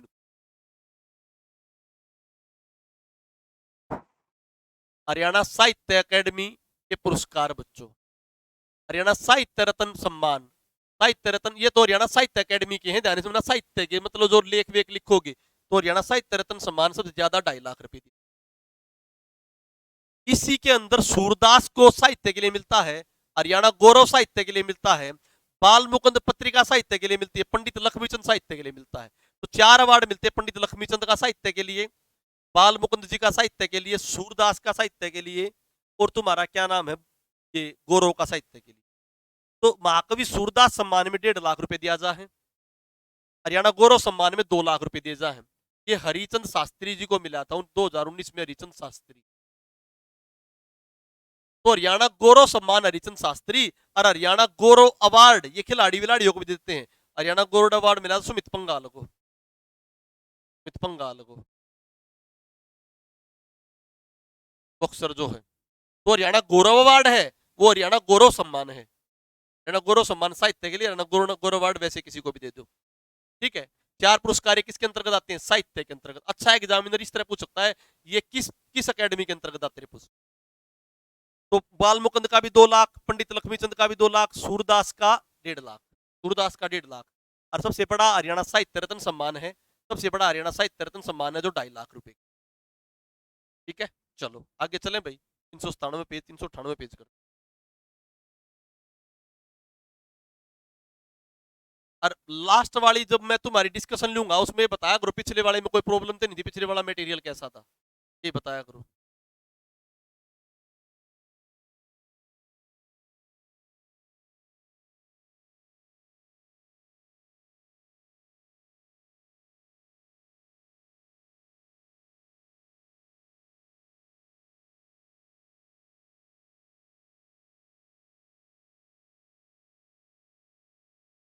साहित्य के 4 बता दिए, अब संस्कृत के आ जाओ भाई। हरियाणा संस्कृत अकेडमी, संस्कृत का ऋषियों विषयों के नाम पर मिलेगा। हरियाणा संस्कृत अकेडमी में वाल्मीकि सम्मान, वेदव्यास सम्मान, बाणभट्ट सम्मान। तो 3 जो पुराने कवि थे संस्कृत से रिलेटेड, वाल्मीकि ऋषि जी जिन्होंने रामायण की रचना की थी, वेद व्यास जी जिन्होंने महाभारत की रचना की थी, और बाणभट्ट जो हर्ष के दरबारी कवि थे, उनके नाम पर हरियाणा संस्कृत के अवार्ड दिए जाते हैं। साहित्य के 4 थे, बाल मुकुंद पत्रिका, पंडित लक्ष्मीचंद, हरियाणा गौरव और सूरदास, और हरियाणा साहित्य रत्न भी 5। ठीक है, इसके संस्कृत के 3 हो गए, और 3 के कितने बच? 2 के तो 1 लाख रुपए, और बाणभट्ट के 51,000, बाणभट्ट के 51,000, 2 के 1 लाख रुपए। उसमें सभी के क्या थे? 2 लाख रुपए, 1.5 लाख रुपए सूरदास का था, 2.5 लाख साहित्य, हरियाणा साहित्य रत्न जो सबसे बड़ा पुरस्कार हरियाणा साहित्य का 2.5। संस्कृत का वाल्मीकि और वेदव्यास 1-1 लाख। पंजाबी साहित्य का भाई संतोख सिंह जिसकी पत्रिका थी आपकी शब्द बूंद, पत्रिका थी शब्द बूंद। तो और संस्कृत अकेडमी की पत्रिका थी हरिप्रभा, और साहित्य की थी हरिगंधा। तो शब्द बूंद संतोख भाई से का 1 लाख रुपए। उर्दू का अल्ताफ हुसैन अली के नाम से कितना? 1 लाख रुपए। तो 1-1 लाख तो कॉमन हो गया, ठीक है। हरियाणा साहित्य में ज्यादा थे। आज कुछ साहित्यकार में उनकी रचनाएं, चलो ये साहित्यकार की रचनाओं में अगली बार करा दूंगा क्योंकि बच्चों फिर एक एक्सप्लेनेशन ज्यादा हो जाती है, एक एक्सप्लेनेशन ज्यादा हो जाती है, ठीक है, फिर पेपर नहीं हो पाते पूरे। आ जाओ। Build football stadium, build football stadium कहाँ पर? आपका फुटबॉल स्टेडियम बिल्ट वाला यमुनानगर में, यमुनानगर में बिल्ड फुटबॉल स्टेडियम कहाँ पर बच्चों? यमुनानगर। बल्लारपुर पेपर मिल भी यमुनानगर में है, बिल्ड फुटबॉल स्टेडियम भी यमुनानगर में। लेट यू आगे आ जाओ। बापोली, बापोली किस जिले के अंतर्गत आता है बच्चों? बापोली में ऑयल रिफाइनरी कहाँ पर आता है? पानीपत में। बापोली में ऑयल रिफाइनरी है, कहाँ पर आती है? पानीपत में। ठीक है, ऑयल में पेट्रोलियम इंस्टीट्यूट कहाँ पर है? वो पानीपत में नहीं, ये है ओली है। ऑयल व पेट्रोलियम इंस्टीट्यूट गुड़गांव में है, गुरुग्राम में। और वैसे ऑयल रिफाइनरी पानीपत में, बापोली। हरियाणा रामायण की रचना किसने की? खुदा बख्श अहमद, खुदा बख्श अहमद, गुलाम कादिर शायर था, खुदा बख्श अहमद ने करी। रेवाड़ी जिले के किस स्थान पर स्लेट पत्थर? मैंने पहले बताया था, पढ़ाते हुए बताया भी था तुम्हें, एक्सप्लेन करते आना। मनेठी में जब एम्स बताया था कि मनेठी में एम्स बना बताया जा रहा है, मनेठी के पास ही क्या कुंड, मनेठी तहसील के अंतर्गत क्या आता है? कुंड।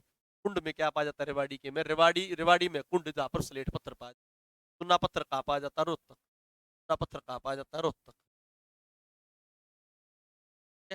एक वीडियो में 2-3 टॉपिक ही कवर हो पाएंगे, बड़े से लिटिल, और तुम्हारे साथ के साथ पूरे एक्सप्लेन।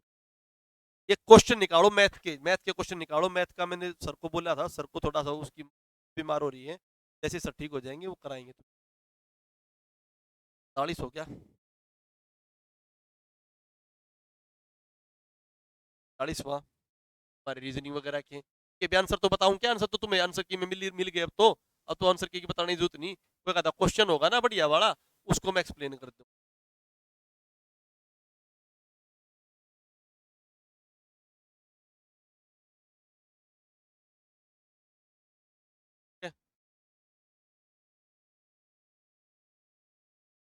कंप्यूटर वाले भी सर को जल्दी बोलूंगा, कंप्यूटर वाले सर जल्दी एक्सप्लेन करें, कंप्यूटर को बोलूंगा उन्हें।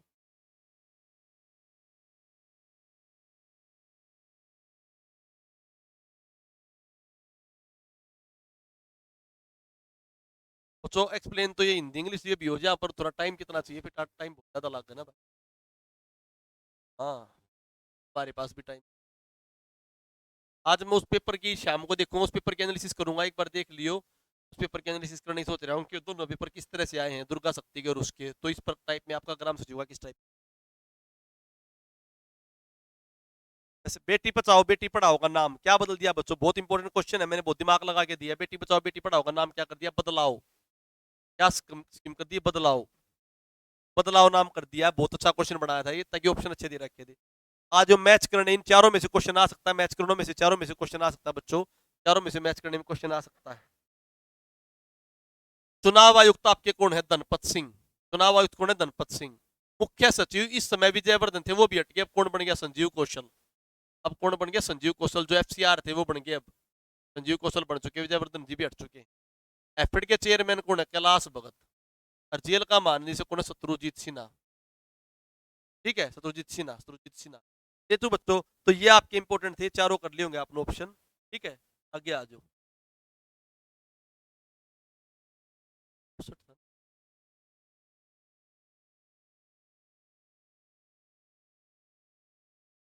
पोस्ट कोविड सेंटर के लिए बच्चों, पोस्ट कोविड सेंटर में हरियाणा में जो पोस्ट कोविड सेंटर बनाए थे, तो उन पोस्ट कोविड सेंटरों के लिए अलग से जो चीज बनाई थी ना, उनको विंग बनाई, जिसे बोलते थे उमंग विंग।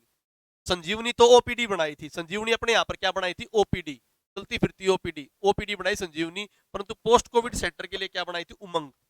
उमंग, पोस्ट कोविड सेंटर के लिए क्या बनाई थी, उमंग। पोस्ट कोविड सेंटर क्या बनाई थी, उमंग। अभी पढ़ाया था, हरियाणा गौरव सम्मान से, हरियाणा गौरव सम्मान से सम्मानित किया गया। ऑप्शन चेंज नहीं हुआ।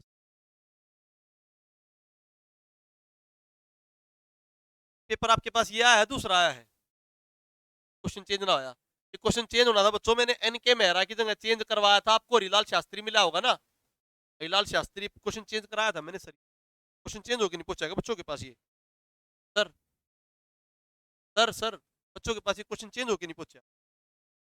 हरी सिंह शास्त्री मैंने चेंज करवाया था। दूसरी पीडीएफ खुल की बच्चों, तुम्हारे पास तो हरी सिंह शास्त्री पहुंचा होगा, ये ऑप्शन में हरी सिंह शास्त्री पहुंचा होगा, जो मैंने अभी पढ़ा। 2019 में हरियाणा गौरव सम्मान किसे मिला था, हरी सिंह शास्त्री। हरी सिंह शास्त्री को मिला था हरियाणा गौरव सम्मान। तुम्हारे पास क्वेश्चन पहुंच गया होगा।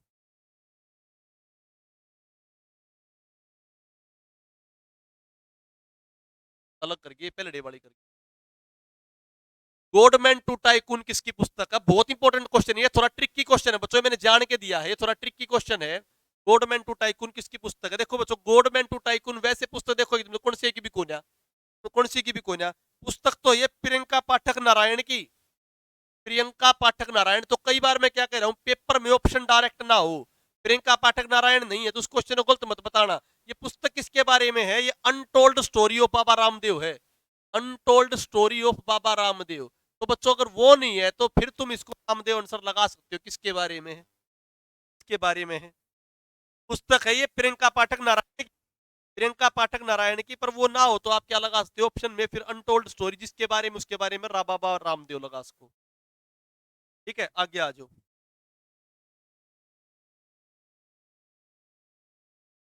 तुम्हें देखो रीजनिंग के बहुत बेहतरीन क्वेश्चन दे रखे ना, ट्राई करो। रीजनिंग मैथ बहुत ब्रिलियंट तरीके से दे रखा है, रीजनिंग मैथ तो ऐसी प्रैक्टिस हो जाएगी। टाइम टू वाले क्वेश्चन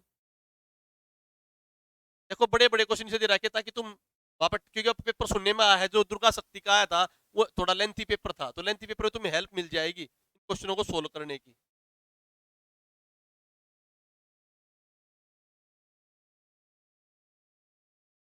आ जाओ।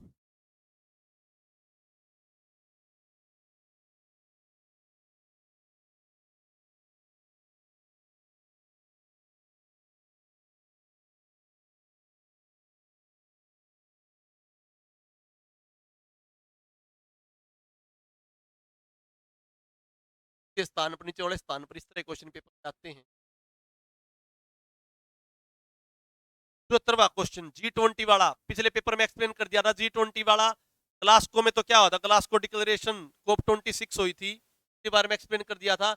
इटली, इटली रोम में हुई थी, इटली रोम में हुआ था। G20 G7 कहां पर हुआ था, ब्रिटेन में। एशियान कहां पर हुआ था, ब्रुनई में। एशियन कहां पर हुआ था, ब्रुनई में। ये पिछले पेपर में भी एक्सप्लेन कर दिया था। नेक्स्ट आ जाओ, भारतीय पैरा ओलंपिक दल के थीम गीत कर दे तू कमाल तू किसने लिखा था, बहुत इंपॉर्टेंट क्वेश्चन ये भी आ सकता है। तो ये क्वेश्चन लिखा था बच्चों आपका, ये लिखा था संजीव सिंह ने, बच्चों संजीव सिंह ने, पैरा ओलंपिक कर दे तू कमाल, कर दे तू कमाल संजीव सिंह ने। हाल ही में भारत के किस समुद्री तट को ब्लू फ्लैग प्रमाणित, मतलब जो पोर्ट होती है ना, उनको दर्जा इंटरनेशनल रिकॉग्नाइजेशन मिलती पोर्टों को। कुछ पोर्टों को इंटरनेशनल रिकॉग्नाइजेशन, उनको इंटरनेशनल वैल्यू मिलती है कुछ पोर्टों को, तो उन्हें ब्लू फ्लैग पर प्रमाणिकता दी जाती है। तो ब्लू फ्लैग प्रमाणिकता दो पोर्टों को मिली है बच्चों, दो पोर्टों को मिली है ब्लू फ्लैग प्रमाणिकता, कोवलम तट तमिलनाडु और ईडन तट पुडुचेरी। पांडिचेरी आपका 3 राज्यों में है, केरल में, आंध्र प्रदेश में और तमिलनाडु में। केरल में, आंध्र प्रदेश, तमिलनाडु, 3 राज्यों में फैला हुआ पांडिचेरी।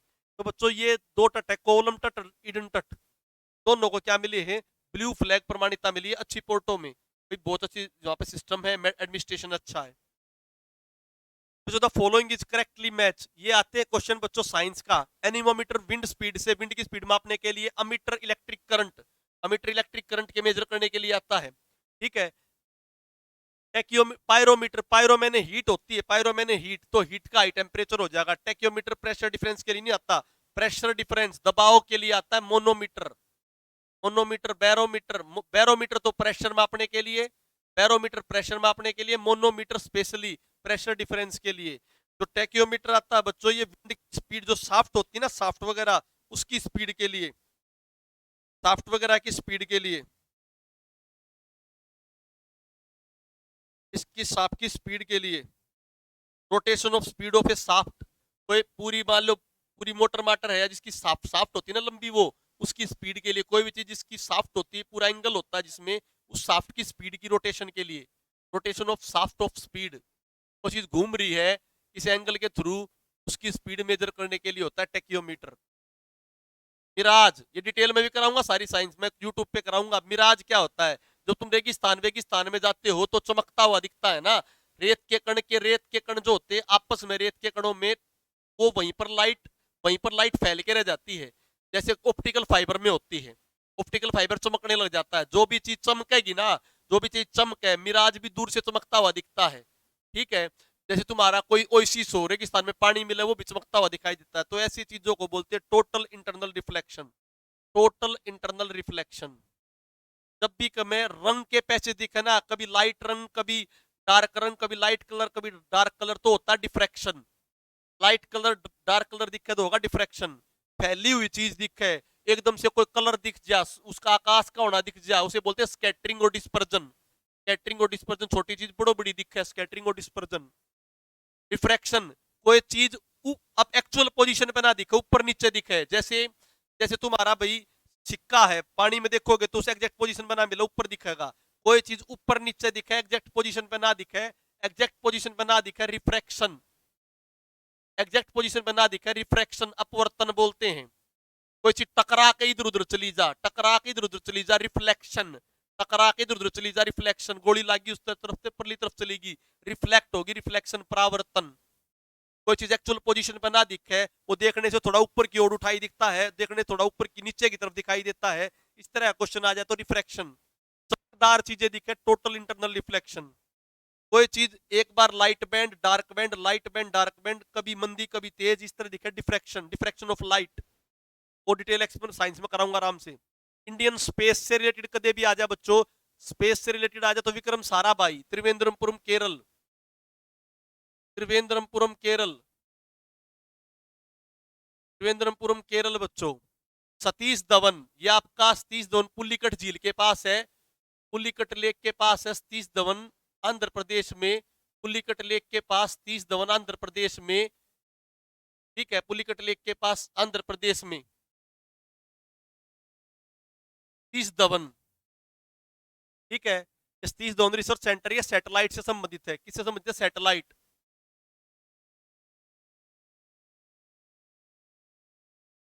सैटेलाइट, सैटेलाइट से रिलेटेड सतीश धवन, ठीक है। अच्छा भाई, सैटेलाइट से रिलेटेड है सतीश धवन। डॉक्टर होमी जहांगीर बाबा, ये भी हमारे साइंटिस्ट थे, परमाणु से रिलेटेड जो साइंटिस्ट वो होमी जहांगीर बाबा थे, परमाणु से रिलेटेड होमी जहांगीर बाबा। एक कस्तूरी रंजन, ये आपकी पर्यावरण की रिपोर्ट भी है और तुम्हारी जो शिक्षा नीति में भी एक कस्तूरी रंजन है, नेशनल एजुकेशन पॉलिसी में एक कस्तूरी रंजन है, और एक तुम्हारे पर्यावरण से रिलेटेड है, तो पश्चिमी घाट में, पश्चिमी घाट के पर्यावरण से रिलेटेड आता है। Chemical formula of spire Ruby, Ruby का फॉर्मूला Al2O3, Al2O3 रूबी का फॉर्मूला Al2O3 बच्चों, Al2O3 रूबी। Al3O2 कोई चीज नहीं होती, ये नाइट्रोजन डाइऑक्साइड होता है, इसका भी कोई खास रूल नहीं, पर तू N2O, इसको नाइट्रस ऑक्साइड बोलते हैं, नाइट्रस ऑक्साइड, इसको लाफिंग गैस भी बोलते हैं, लाफिंग गैस, लाफिंग गैस। हर एक चीज और याद रखना, इसको Al2O3, इसमें अगर दो पानी के वाटर मॉलिक्यूल हो, पानी के दो मॉलिक्यूल जुड़ रहे हो, जहां पर पानी के मॉलिक्यूल जुड़ रहे हो उसे वाटर ऑफ क्रिस्टलाइजेशन बोलते हैं। वाटर ऑफ क्रिस्टलाइजेशन, अलग अलग हो साथ अलग अलग जुड़े होते हैं, कॉपर सल्फेट के साथ अलग जुड़े होते हैं, मैग्नीशियम सल्फेट के साथ अलग जुड़े होते हैं, वो तुम्हें साइंस की क्लास में कराऊंगा, पर इन्हें वाटर ऑफ क्रिस्टलाइजेशन बोलते हैं। जब भी ये इसके साथ जुड़े हो तो इस पूरे का नाम होता है बॉक्साइट, पूरे का क्या नाम होता है, बॉक्साइट। ये विकिपीडिया में डिटेल में एक पॉइंट लिख रखे हैं मैंने, विकिपीडिया की साइंस देख लियो, विकिपीडिया में साइंस भी दे रखी है, हरियाणा जी का नहीं, जीके नहीं है, विकिपीडिया में साइंस भी दे रखी है, हरियाणा जी के जीके नहीं है, तो उसे बॉक्साइट बोलते हैं। Al2O3 2H2O, खाली Al2O3 हो, खाली Al2O3 हो, उसे बोलते बच्चों कोरेंडम, उसे बोलते कोरेंडम, कोरेंडम। बॉक्साइट ज्यादा आपका उड़ीसा में मिलता है, उड़ीसा में कोरापुट, उड़ीसा में कोरापुट, उड़ीसा के कोरापुट में ज्यादा बॉक्साइट मिलता है। कोरेंडम बोलते खाली Al2O3 को पानी हटा दिया। और कार्बोनेंडम, कार्बोनेंडम कंफ्यूज मत होना, विकिपीडिया में डिटेल में दे रखा, कार्बोनेंडम बोलते हैं सिलिकॉन कार्बाइड को, सिलिकॉन कार्बाइड। ये डायमंड के ऊपर जो तुम्हारा शीशा काटने के लिए डायमंड होता है ना, शीशा काटने के लिए डायमंड लगा होता है, उसकी काटने वाली स्टिक पे, काटने वाली स्टिक पे जो डायमंड लगा होता है वो सिलिकॉन कार्बाइड का बना होता है, कार्बोनेंडम का, कार्बोनेंडम का। ठीक है, आगे आ जाओ भाई, कापी पेन साथ में लेकर अपने कराया करो। An example of antibiotic medicine, antibiotic medicine का, एंटीबायोटिक होती है जो कर मान लो कोई इन्फेक्शन हो रहा होगा, कभी चोट लग जाए, कुछ भी लग जाए, कट फट जाए, तो उस समय एंटीबायोटिक जरूर दी जाती है। कोई भी जीव की वजह से कुछ भी हो रहा हो, खाना गल सड़ रहा हो, कुछ भी हो रहा हो, जीव की वजह से कुछ भी हो रहा हो, तो एंटीबायोटिक दी जाती है। अगर टेम्परेचर कम करने के लिए दोगे तो उसे एंटीपायराइट्स बोलते हैं, पायरोइट बताया था ना, पायरोइट मैंने, तो एंटीपायराइट्स होती है टेम्परेचर कम करने के लिए। ठीक है, जैसे एस्प्रिन वगैरह, इसके अंदर दर्द कम करने के लिए एनाल्जेसिक, दर्द कम करने के लिए एनाल्जेसिक। एनेस्थीसिया, एनेस्थीसिया बेहोश करने के लिए दी जाती है, बेहोश करने के लिए जाता है CHCl3, CHCl3 chloroform, CHCl3 chloroform. Anaesthetic, anaesthetic, anaesthesia. Paracetamol, ये एनाल्जेसिक भी, एंटीपायराइट्स भी है। पेनिसिलियन, टेट्रामाइसिलिन, मिलसिलियन, इलियन लगा ना पीछे, टेट्रामाइसिलिन, क्लोरोसिलिन, तो ये जितने भी आते हैं ना, सारी सारी ये पेनिसिलिन वगैरह ये एंटीबायोटिक हैं।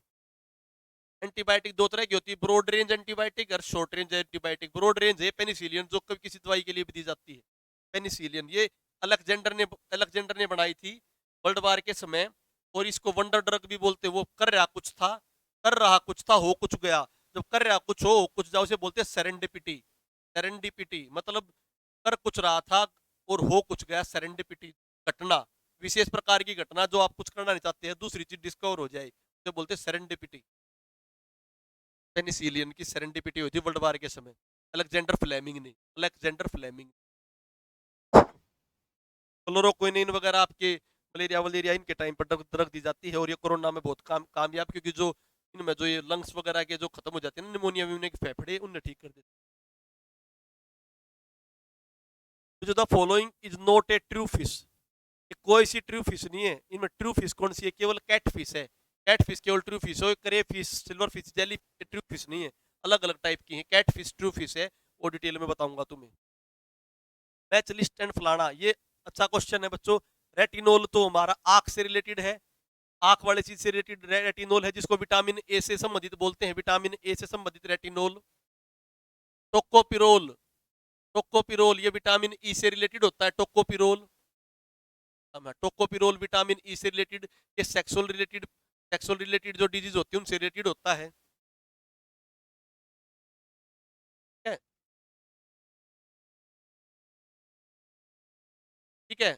अब इसके बाद साइनोकोबालामिन, ये विटामिन बी 12 से रिलेटेड होता है, vitamin B 12। Pyridoxine vitamin B 6। तो मैच करना आराम से, देखो करो चीज को मैच। कंजराइटिस, ये आंख से रिलेटेड प्रॉब्लम से रिलेटेड होता है, आंख रिलेटेड, तो कंजराइटिस आंख से होगी तो ए किससे मैच चला गया, 3 से। टोकोपिरोल विटामिन ई से संबंधित हो गया स्टर्लिटी, तो A3B4, A3B4, A3B4 दो में आ गया। अब पायरिडोक्सिन और ये बच गई, तो परनीसियस एनीमिया और मेंटल इलनेस। तो पायरिडोक्सिन तुम्हारा क्या हो गया, पायरिडोक्सिन से मेंटल इलनेस, और सी से तुम्हारा, ये तुम्हारा कर दिया ना, तो तुम्हारा सी से क्या होगा, तुम्हारा 1 साइक्लोकोलोबिन। तो परनीसियस एनीमिया, लगातार ब्लड का लगातार एनीमिया, ब्लड का लॉस हो जाना, ब्लड की सेल का, तो लगातार हो जाए तो परनीसियस एनीमिया। तो तुम्हारा किसकी वजह से, साइनोकोबालामिन की वजह से होता है, विटामिन बी 12 की वजह से। इसलिए डॉक्टरों को क्या देते हैं भाई, प्रेगनेंसी के टाइम पे बी 12 वगैरह दी जाती है। और पायरिडोक्सिन की वजह से, विटामिन बी 4 बी 6 की वजह से मेंटल इलनेस आती है, मेंटल इलनेस। तो B3412। तो टोकोफिरोल डायरेक्ट विटामिन ई ना देके उसका नाम दे रखा है टोकोफिरोल। डायरेक्ट विटामिन ए ना देके उसकी बीमारी का नाम दे रखा है रेटिनोल। डायरेक्ट उसकी बीमारी ना देके दे रखी है कंजाइटस। ठीक है, डायरेक्ट विटामिन बी 12 ना देके दे रखा है कोबालोमीन, साइनोकोबालामीन। डायरेक्ट विटामिन बी 6 ना देके दे रखा है पायरिडोक्सिन, इलनेस। तरह मैच करा करो। To study in plant the best part would be. तो स्टडी बेस्ट पार्ट के करोगे, बेस्ट पार्ट करोगे जहां से ये मिलोसिस नहीं, मियोसिस। मियोसिस होता है सेक्सुअल डिवीजन। मियोसिस क्या होती है बच्चों, सेक्सुअल डिवीजन। अच्छा, क्लैरिकल एरर ठीक है, लड़का थोड़ी बहुत क्लैरिकल एरर है। मियोसिस, मियोसिस होती है सेक्सुअल डिजीज, सेक्सुअल से रिलेटेड, सेक्सुअल डिजीज नहीं, सेक्सुअल डिवीजन, सेक्सुअल डिवीजन। तो जब भी सेक्सुअल से रिलेटेड होगा तो उसके सेक्सुअल पार्ट काउंट करेंगे। तो प्लांट के सेक्सुअल पार्ट उसकी ओयरी और एक्लेक्स होता है, और मेल का सेक्सुअल पार्ट एंथर से पोलन ग्रेन होते हैं, एंथर से पोलन ग्रेन। इसका आंसर क्या आ गया बच्चों, एंथर। आंसर आ गया एंथर। मिटोसिस आपकी सोमेटिक सेल डिवीजन होती है, जो जस्ट ग्रोथ से रिलेटेड होती है। मियोसिस आपकी सेक्सुअल सेल डिवीजन होती है, सेक्सुअल सेल डिवीजन। तो सेक्सुअल सेल डिवीजन देखोगे तो उसके सेक्सुअल पार्ट ही देखेंगे। लीफ कभी सेक्सुअल पार्ट नहीं होता, रूट कभी सेक्सुअल पार्ट नहीं होता, शूट कभी सेक्सुअल पार्ट नहीं होता, क्या होता है, एंथर। एंथर लीफ के अंदर का पार्ट, एंथर, एंथर के अंदर पोलन ग्रेन। इसलिए आंसर आया इसका। सैयद मुश्ताक अली ट्रॉफी किसने जीती भाई, सैयद मुश्ताक अली ट्रॉफी किसने जीती, बहुत इंपॉर्टेंट है, अब की बार तमिलनाडु ने जीती, तमिलनाडु ने जीती सैयद मुश्ताक अली ट्रॉफी, क्रिकेट से संबंधित होती है। ये क्वेश्चन भी अच्छा है, पाताल पानी रेलवे स्टेशन का नाम किस महान व्यक्ति के नाम पर कर दिया। तो ना तो बच्चों तात्या टोपे के नाम पर करया, ना अरुण जेटली के, अरुण जेटली के नाम पर दिल्ली में स्टेडियम था फिरोजा कोटला, वो करया है, फिरोजा कोटला वो करया है। अटल बिहारी के नाम पर सुरंग करी है, हिमाचल प्रदेश की सुरंग करी है, अटल सुरंग, अटल सुरंग। ठीक है, और इनमें से इसमें आएगा बच्चों आपका इंपोर्टेंट तात्या मामा। तात्या मामा वहां का लोकल लोकल था, लोकल भील ट्राइब था, जो अंग्रेजों के खिलाफ लड़ा था और वैसे भी समाज सुधार से रिलेटेड था। तो तात्या मामा होगा, ना कि तात्या टोपे।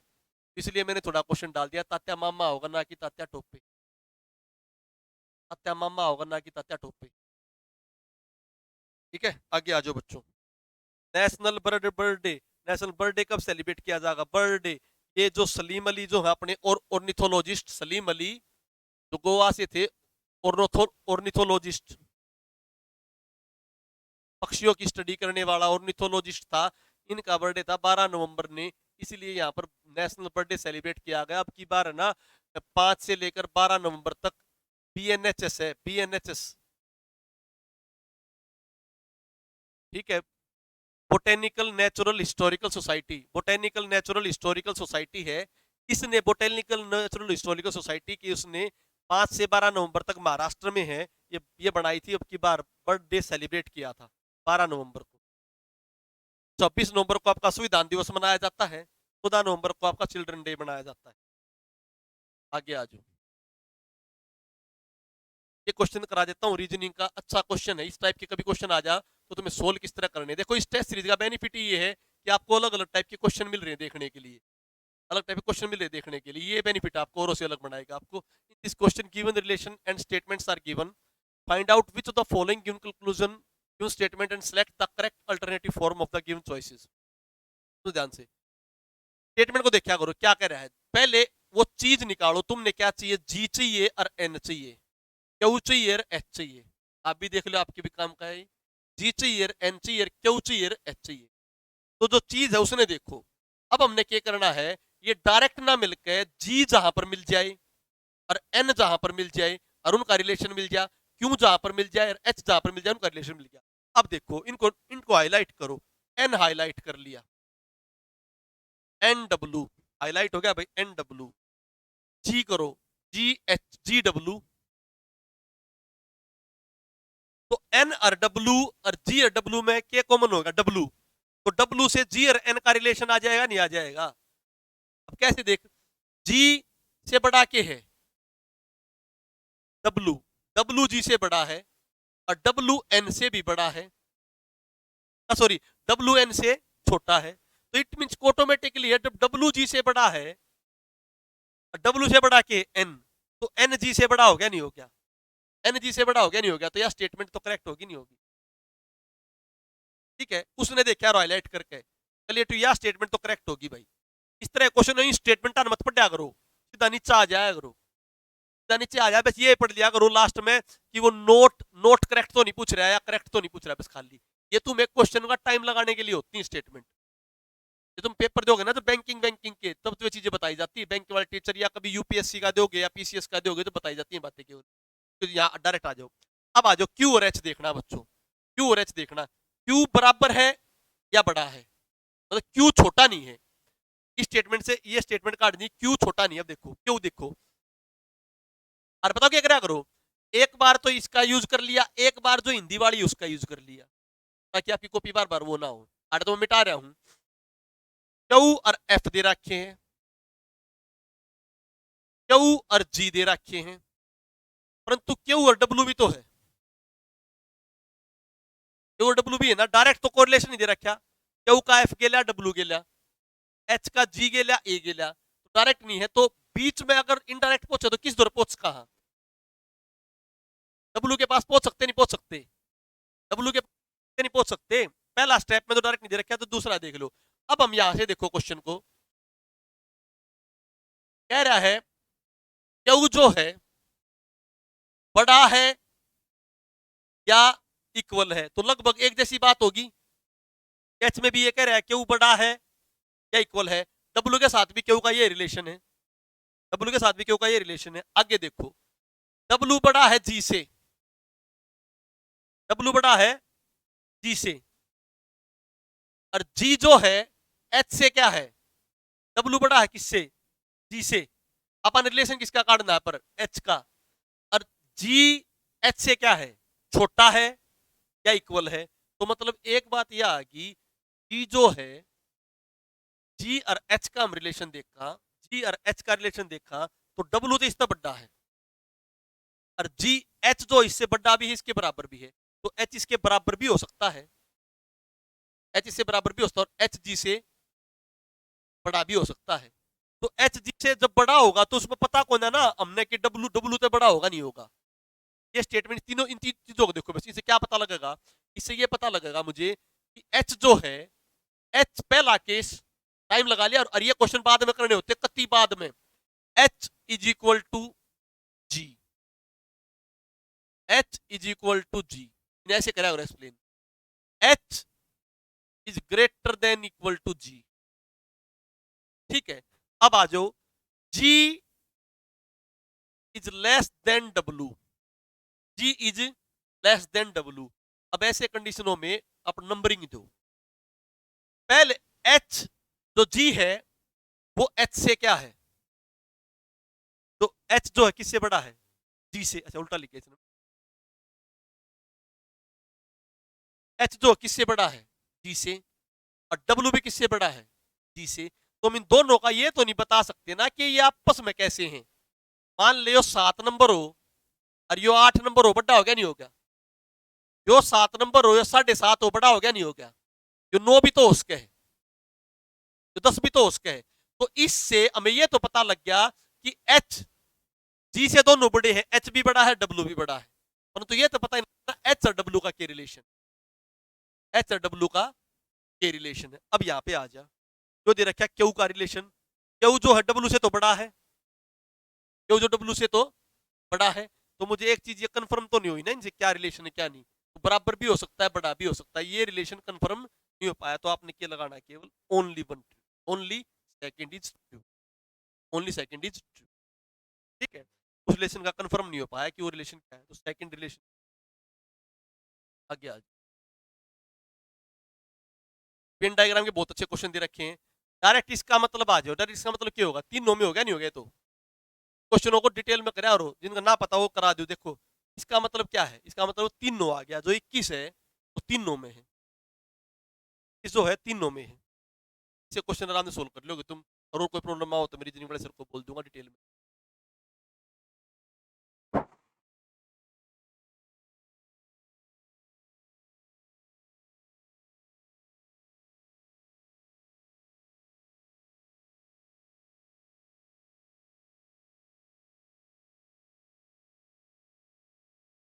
ठीक है, ट्रायंगल काउंट वाली भी रखी।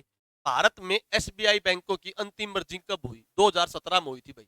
2017 में 5 एसोसिएट बैंक भी मिला लिए थे, और भारतीय महिला बैंक जो बना था, भारतीय महिला बैंक, उसको भी मिला लिया था, भारतीय महिला बैंक को। ठीक है, 1969 में पहली बार नेशनलाइजेशन हुआ था, पहली बार बैंकों का राष्ट्रीयकरण हुआ था 1969 में, 14 बैंकों का राष्ट्रीयकरण। दूसरी बार जो राष्ट्रीयकरण हुआ था बैंकों का वो 1980 में हुआ था, सेकंड टाइम, 6 बैंकों का राष्ट्रीयकरण, पहली बार 14 का, फिर 6 होगा। इसमें एसबीआई के बैंक नहीं थे, एसबीआई के जो बैंक थे ना, एसबीआई और उसके साथ 7 और बैंक थे, जो state bank of Patiala, state bank of Travancore, state bank of Andhra, state bank of Mysore, ये जो 7 बैंक थे एसबीआई के साथ ही, वे 7 पुरानी पुरानी रियासत होया करती, उनके राजाओं का धन इकट्ठा होया करता, तो उनके राजाओं को थोड़ी वैल्यू देने के लिए उनके बैंक बना दिए अलग से, सारे किसके साथ ही बना दिए, स्टेट बैंक के। परंतु धीरे धीरे उन बैंकों में थोड़ी फंक्शनिंग कम हुई, तो धीरे धीरे वे एसबीआई के अंदर मर्ज करते चले गए। ठीक है, पहले स्टेट बैंक ऑफ बीकानेर व जोधपुर यार तो इकट्ठा कराया, state bank of Bikaner and state bank of Jaipur. ठीक है, state bank of Jaipur and Bikaner, तो जयपुर बनाया, तो इकट्ठा कर दिया, स्टेट बैंक ऑफ जयपुर अलग था, बीकानेर अलग था, दोनों को इकट्ठा कराया, जयपुर एंड बीकानेर कराया। फिर स्टेट बैंक ऑफ सौराष्ट्र को मिलाया, मैसूर को मिला, इस प्रकार सारे बैंकों को मिलाते चले गए एसबीआई के अंतर्गत। एसबीआई बहुत पुराना है, 1806 में बना था ये, 1806 में बैंक ऑफ कलकत्ता बनाया था, बाद में जाके इंपीरियल बैंक बना, अलग अलग बैंक बना, वो एसबीआई की पूरी हिस्ट्री है। ठीक है, आगे आ जाओ। भारत में सहकारी विपणन के स्थान कौन से, सारे सहकारी विपणन का मतलब है कि तुम्हारा बंटवारा बंटवारा कुछ भी चीज जो बांटे या मंडियों को ठीक करे, तो ट्राइफेड जो है ये ट्राइब से रिलेटेड है, अगस्त 1987 में बनी थी। जो ट्राइबल एरिया जो है वहां पर जो जनजातीय एरिया है उनके प्रोडक्ट को बनाना, उनकी मंडियों तक पहुंचाना, उसके लिए ट्राइफेड, और इसका फुल फॉर्म आ जाए तो tribal corporation market federation of India. ठीक है, tribal corporate federation of market federation of India. NAFED जो है ये नेशनल एग्रीकल्चर कॉर्पोरेटिव मार्केटिंग, तो मंडियों को थोड़ा अपग्रेड करने के लिए नफेड, मंडियों को थोड़ा अपग्रेड करने के लिए नफेड। ठीक है, नफेड मंडियों को थोड़ा अपग्रेड करने के लिए नफेड। ठीक है बच्चों, मंडियों के लिए होगी तुम्हारी नफेड। और ये जो तुम्हारा क्या नाम है, ये राष्ट्रीय सहकारी विपणन ये 1963 के राउंड बनाया था, राष्ट्रीय सहकारी विकास निगम। ठीक है, ये भी इसका भी तुम्हारा काम क्या है, बंटवारे इनका विपणन से रिगार्डिंग, मतलब जो पीडीएस वीडीएस ये जो सारी चीजें चलते हैं, अनाज वनाज का, इनका सुधारों का कर ले, तीनों का काम उपरोक्त सभी आएगा, उपरोक्त सभी। ठीक है, सारे का सारा काम और डिटेल में बता। कभी कभी समाचार पत्रों में आने वाली गाडगिल समिति में बताई थी ना, पर्यावरण से रिलेटेड, गाडगिल समिति पर्यावरण से रिलेटेड है, पश्चिमी घाट के संरक्षण के लिए। और कस्तूरी रंजन रिपोर्ट, तो गाडगिल व कस्तूरी रंजन दोनों का रिलेटेड के पश्चिमी घाटों के संरक्षण के लिए। पश्चिमी घाट और अपना पूर्वी हिमालय, पश्चिमी घाट और अपना पूर्वी हिमालय वर्ल्ड की 17 बायोडाइवर्सिटी है, 17 रिच बायोडाइवर्सिटी है, तो जहां पर 17 विश्व की जो जैव विविधता के उत्तम केंद्र 17, उनमें से 2 भारत में है, नॉर्थ ईस्ट हिमालय, उत्तरी पूर्वी हिमालय जो सिक्किम विक्किम वाला हिमालय, और पश्चिमी घाट, 2 है अपने पास, नॉर्थ ईस्ट हिमालय और पश्चिमी घाट, 17 में से 2 इंडिया के पास, वर्ल्ड में टोटल 17 बायोडाइवर्सिटी। इसने एक तरफ संस्कृत मुद्रा लेख के साथ चांदी के सिक्के भी चलाए। तो बच्चों जो महमूद गजनवी था उसने माता रानी वीणा का भी फोटो लगाया था और संस्कृत मुद्रा लेख के साथ चांदी के सिक्के भी चलाए थे महमूद गजनवी। महमूद गजनवी। मोहम्मद बिन कासिम ने सबसे पहले भारत पर अटैक करा 1712 एडी में। राजा दाहिर के साथ लड़ाई हुई थी, हिंदू राजा दाहिर के साथ मोहम्मद बिन कासिम की। सबसे पहले जजिया कर, हिंदुओं पे लगाने वाला जजिया कर भी मोहम्मद बिन कासिम ने करा। मोहम्मद बिन कासिम ने। मोहम्मद शाह रंगीला ने अंतिम रूप से उसे खत्म। शेरशाह, शेरशाह ने तुम्हें पता है चांदी, ओ शेरशाह ने तुम्हारा चांदी का रुपया, चांदी का जो रुपया है वर्तमान शैली का चांदी का रुपया जो, और तुम्हारा जो जीटी रोड है, जीटी रोड है, पटवार की नींव, पटवार की नींव भी किसने? शेरशाह सूरी ने। जीटी रोड भी शेरशाह सूरी ने। तुम्हारा कोस, कोस मीनार भी शेरशाह सूरी ने। अकबर का तुम्हें पता है जजिया कर हटाया था, ठीक है। अकबर के टोडरमल ने 10 साला प्रणाली अपनाई थी। अकबर ने तीन ही लाई धर्म चलाया था 1582 में, तीन ही लाई।